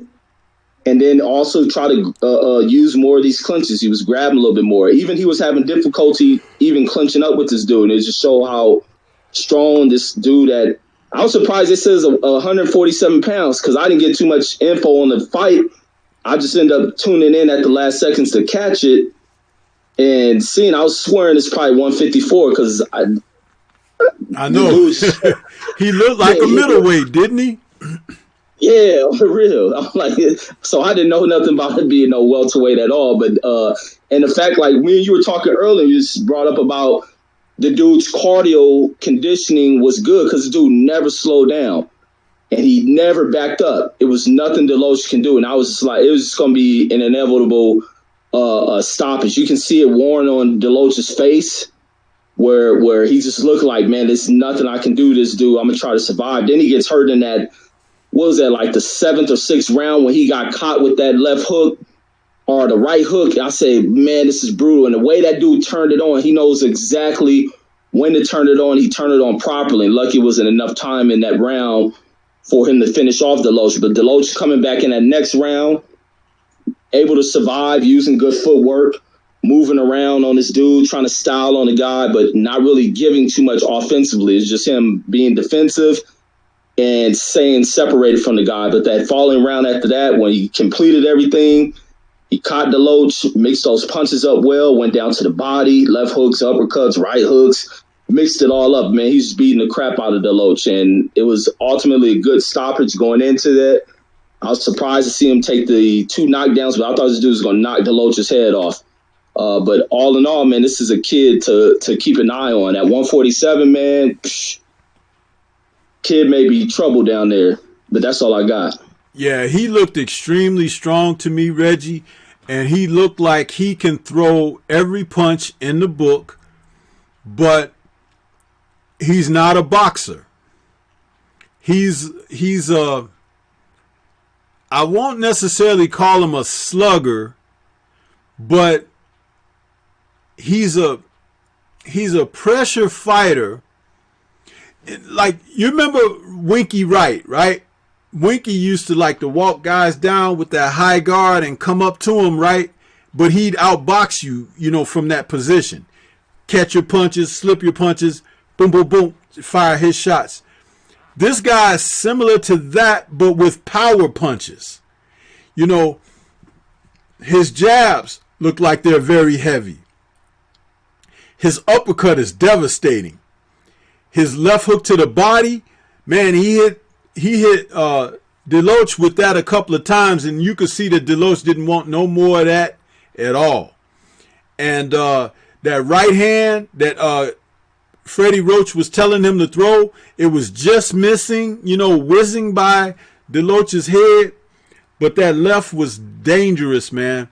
This man he's a dangerous fighter. It's like whoever's in there with him, and we remarked in our conversation about this, that's not conditioned to go a hard 12 rounds or more, they're going to be in trouble, because his work rate is very good and you can't stand in front of the guy.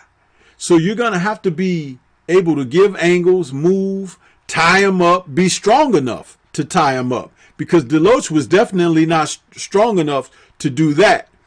But Deloach was boxing the right fight. He was trying to stick, move, give angles, but he wore him down, and he caught up to him. And like I said to you, I want to see more about this guy. Eric R. says in there, he says, good. It sounds like now we got step up fights for Boots with these two. Let me tell you something, Eric R. Boots don't want this guy right now. He don't. Boots need to fight some step up fights for himself to prove that he's on that, you know, contender level, championship contender level. If he fights this guy right now, he may not make it to there. That's how good this guy is. And that's not an exaggeration, is it, Reggie? No, not at all. Oh, hey, so let me say this. Was the other thing I noticed, Deloach could not find nowhere to hit to this dude's body. He protected himself well. Yep. Like a crab in the shell. But he had a high guard, but he crouches, you know. I'm trying to think of who he reminds me of. There is a fighter, but it hasn't come to me yet. And when it does, I will mention it. But he protects himself very well. And he's strong, Reggie. You remember how George Foreman, when he came back in his second career, he had lifted weights to make his arms bigger. So he was doing the cross-arm defense and blocking with his arms. That's like this kid. He can block with his arms, but he's so strong, that's not wearing his arms out.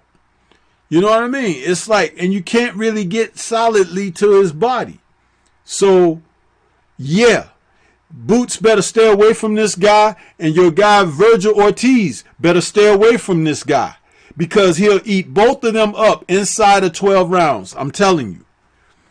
and that's no exaggeration. It's just that, like, he has something. But you got to be special to take care of him. When I say special, not specially talented, but you have had to win a certain amount of fights, a certain kind of fights. And I said the only one that I think, and I told Reggie this, so you guys will know I'm saying the truth in my personal opinion. The only guy I think right now at welterweight that can handle this guy would probably be Earl Spence. Because Earl is strong enough, can move fluid enough, gets off enough shots, and works the body properly and everything that he could probably stem the tide from this guy. But I'm going to tell you, like I said about the other guys, Earl better not be getting hit by this dude, because the guy is like Costa Tszyu used to be at 140 when he was knocking people out when he was really good. But it took a good boxer like Vince Phillips to knock Costa Tszyu on his ass and show him and introduce him to professional boxing. Because that's probably the closest, Reggie, Costa Tszyu, what he was when he was young and in his heyday. But yeah, strong fighter. But yeah, we're going to move forward to fights that we're expecting tomorrow night. We're expecting the Luis Ortiz, and you know, Ortiz is coming back against Alex Flores. I think that Flores is being brought in just to make, you know, Ortiz a busy fight. I don't think he's being, you know, a threat to Ortiz or anything. Although Ortiz now is 41 years old, you never know when the guy over 40 begins to slip or whatever. But Ortiz should have enough, more than enough, to deal with Mr. Flores. I like Luis Ortiz. I don't like what has happened to him in professional boxing. I don't like how they've treated the man, he or Guillermo Rigondeaux. And it's just a disgrace. Boxing should be ashamed for how they've treated these two men. And let's not forget, Ortiz has been around since Vladimir Klitschko was champion. So that's how long he's been around. And Klitschko wouldn't give him a shot. So, I mean, you want to talk about Tyson Fury being as good as Muhammad Ali? Why ain't Tyson Fury fighting Luis Ortiz? Huh? Muhammad Ali fought George Foreman, Ron Lyle, Ernie Shavers, all killers.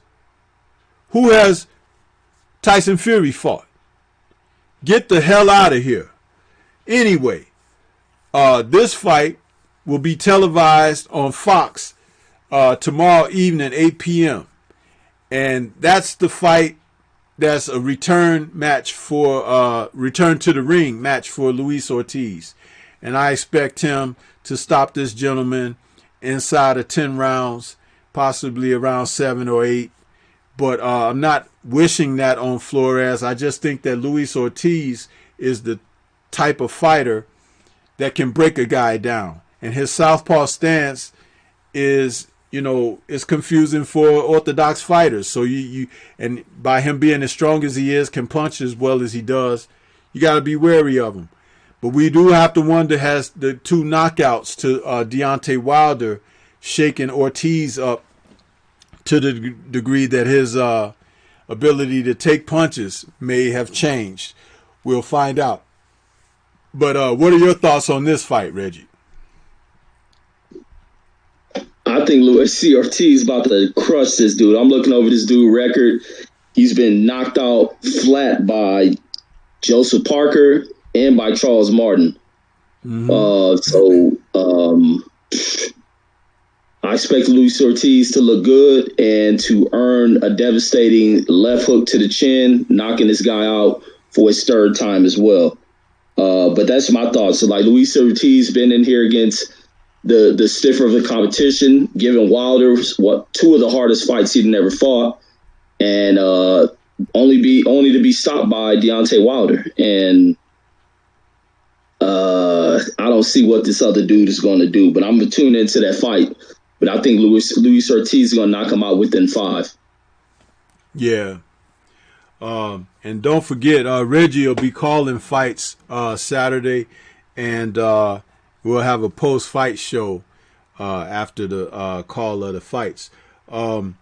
Also, Reggie, I think that Ortiz, this is like a shake the ring rust off type fight for Ortiz. That's the way I'm seeing it anyway.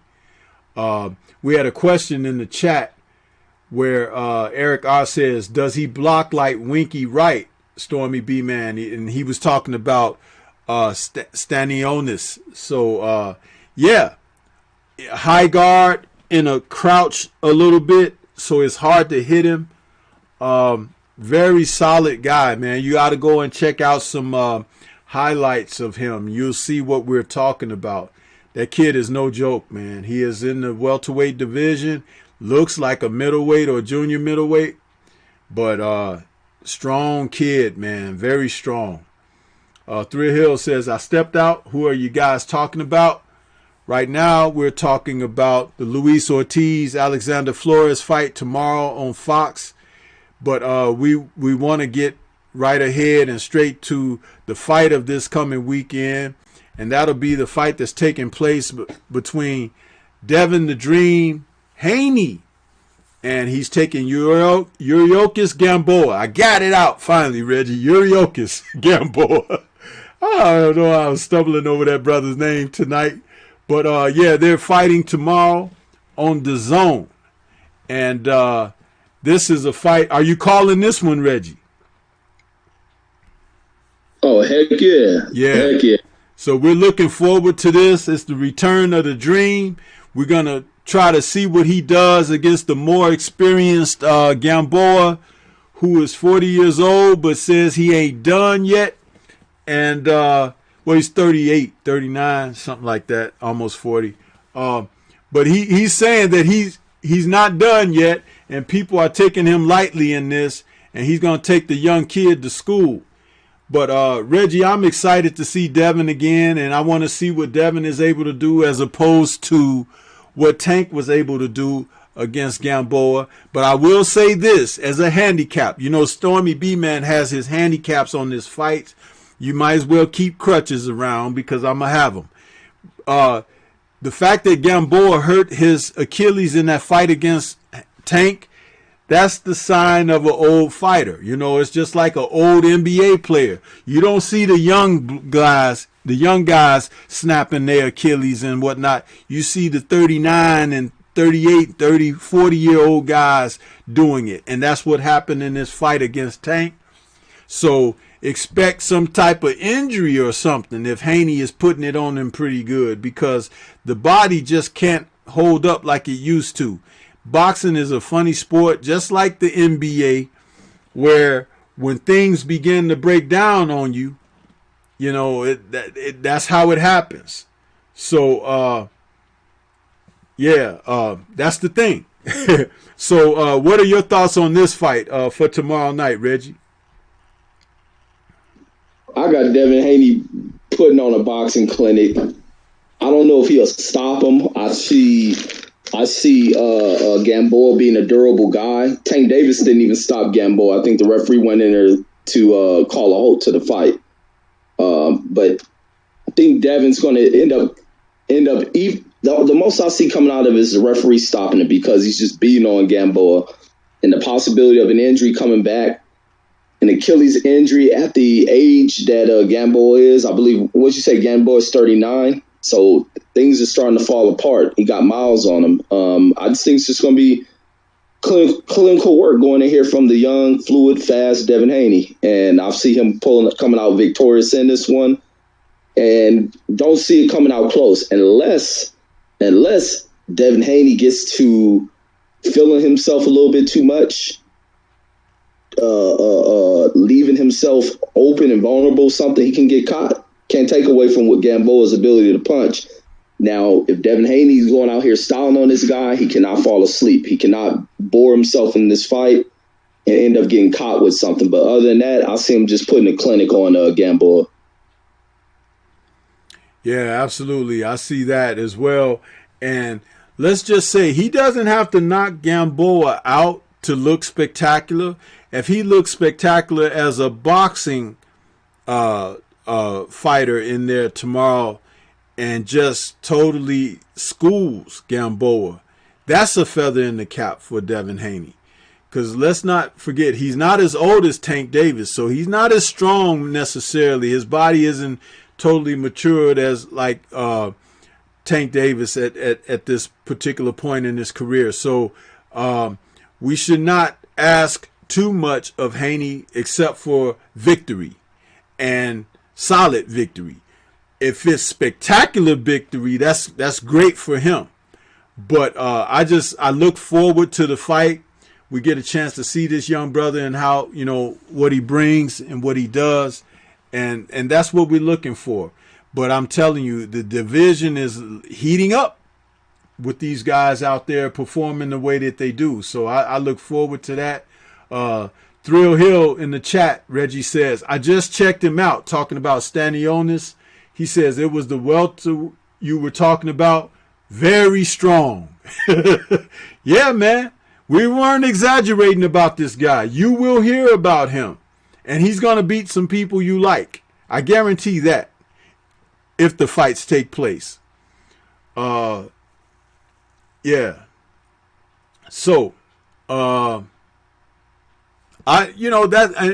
pretty much it, Reggie. We went through a whole show. I know I kind of went on for a moment there about my thoughts about Wilder's speech and then these guys, how they come at him and everything. But I think that there has to be things said in support of Deontay Wilder because he's been a stand-up individual in the sport. It don't matter that he comes from the region where he comes from or that he might speak with a southern drawl or whatever. It don't matter. He's a man. And he's a man that's a black man. And he's been disrespected by an entire sport, an entire sanctioning body, an entire media, and it's disgraceful. And fighters alike. I didn't even touch on the Teofimo mess. A lot of other brothers have already.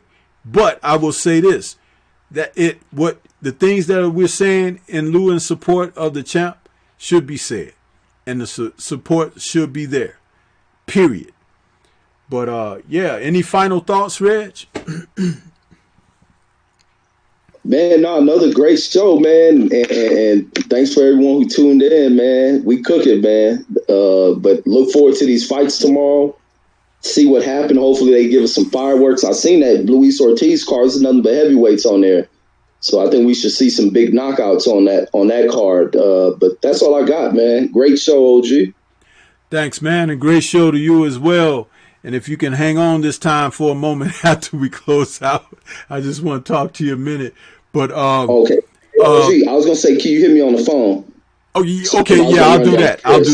I'll do that after we close out. I'll hit you up about 10 minutes after.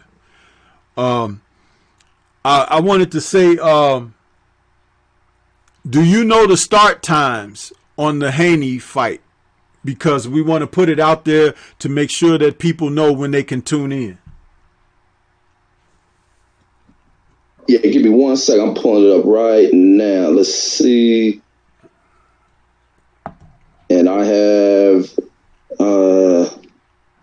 dang, this is always my problem I have with these promotion companies is I don't ever see a time on it. Give me a second. I'll try to find it. Yeah. Salute to Main Man Made Man out there. What's going on, Main Man Made Man? Glad to see you in the chat, brother.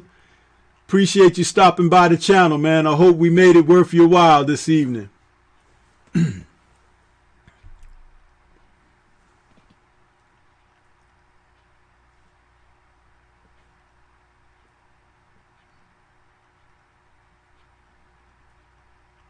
Yeah, we're just trying to get the start time for the fights so you guys will know what time to catch Devin Haney. For those of you who want to catch it on DAZN, we want to have that time for you. We want to make sure everybody be dialed in and tuned in at the right time. That's all. Man, I'm looking at the banner and these bozos don't even got the time on it. They don't? And that's it. No, I don't see a time nowhere. Wow. Just a date, man. Okay. All right. So we got to typically now where are they fighting, Reggie? Do you know that?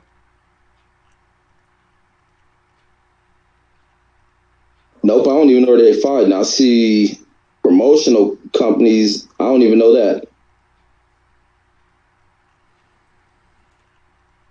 Ricky is saying, Ricky E245 saying 8 p.m. Eastern, Haney versus Gamboa card. So 8 p.m. Eastern. So that's 7 p.m. Central and 5 p.m. Pacific. And what time is it? What time is the Ortiz fight? Ain't that at the same time too? I think so. I think it's going to overlap. But the Haney card is the most important one, though, because we need to see what's happening with the Dream.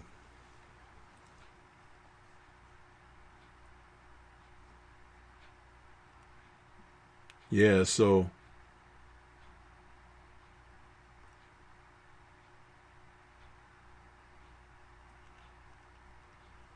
but that's, you still don't see it, Reg?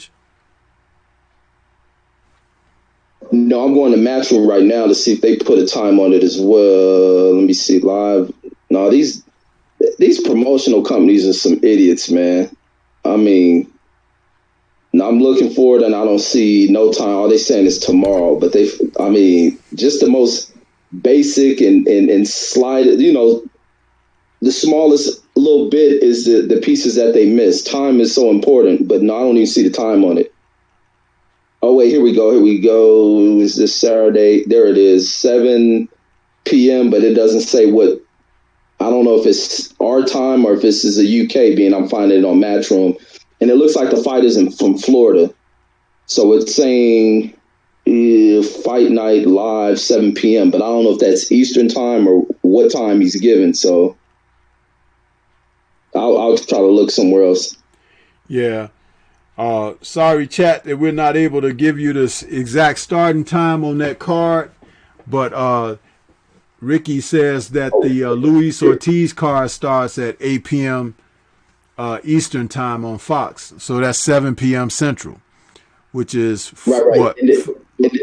And then I found it says 7 p.m. Eastern time for the Devin Haney one. So it's going to be 4 my time, 6 yours. Okay. So maybe they won't overlap as much, but there's still going to be a little overlapping. Boxing got to get this shit together, because all they have to do is start one show either 2 hours earlier or 2 hours later. You know what I'm saying? And they keep doing this overlapping thing. That's how you ruin the sport. It's like you don't give the people the chance to enjoy it. You making them pick between one or the other. Even the NFL has AFC games at one time of the day and NFC games at the earlier time of the day. And it's like whatever region you in, you can watch your team. It's like if they put them on at the same damn time every week, nobody would enjoy the NFL. That's stupid, man. But leave it to us to tell people what's wrong with boxing, so they'll know what they're looking at. That's why we exist out here, man, to really put it out here to the people. So, yeah. Big Homie Coop says, as Stormybman, my boxing IQ grows every time I watch your show. Salute. Salute to you, Big Homie Coop. It's people like yourself and everyone else that was in the chat that was leaving these positive comments. Thrill Hill, Main Man, Made Man, Eric R., Tone Brown. You guys are worth doing these shows for. We got Richard Capital 33. He's out there. Who else did we have? Plenty of brothers out here that have been supporting. IGM Tim, Focus Ball, Eric Jenkins, LeVar Cooper, Mike 202, Watcher. We had so many people out here, man, and I know we were cooking at moments. So if I didn't call your name, it wasn't that I was trying to intentionally overlook you. I just appreciate you guys, everybody that's out here supporting the show, man. And we are working our way up toward that 1,000 subscription mark. So if you didn't get a chance to sub to the channel, don't forget to sub to the channel and share the show on social media networks or whatever, you know. And we're going to continue to try to bring you this quality content, man. But Reggie, go ahead and give everybody your last words and thoughts, man, so we can go ahead and sign off. All right, man. Once again, man, thanks you guys for coming through. Thanks for having me on once again, OG, man. Great show as always, man.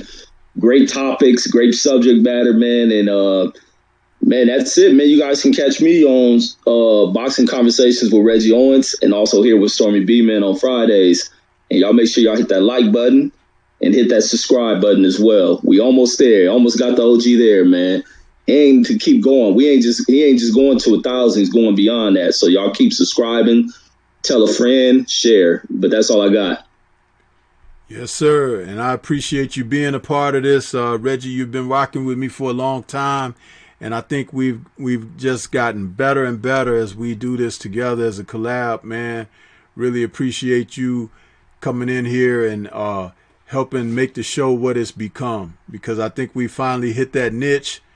And we got a great chemistry going here with what we do on this show, man. And I just want to continue to build on it and, you know, do the best we can for it. So that's what I wanted to say, man. Appreciate you. But yes, indeed. I want to say thanks to everybody out there in the chat. Don't forget, like, we'll be back for a post-fight show after tomorrow night's cards, which will be probably a little late in the evening, man. It might be 11:30 Central Time, something like that, even closer to midnight if the fights go long. But we're doing our best for you guys, so be looking for the post-fight show. Usually something funny happens, and Reggie got good calls over there. His call from last week on the Tank Davis, man, it was great. Did you save that clip, Reggie? Because we're going to have to play that from time to time. Yeah. But that was great stuff, and we look forward to the calls for tomorrow. So salute to everybody out there. Have a wonderful evening. Check you guys tomorrow in the post-fight show. We're signing off for now. Peace to everybody. Shout out to the LDBC. And we are out of here. Peace.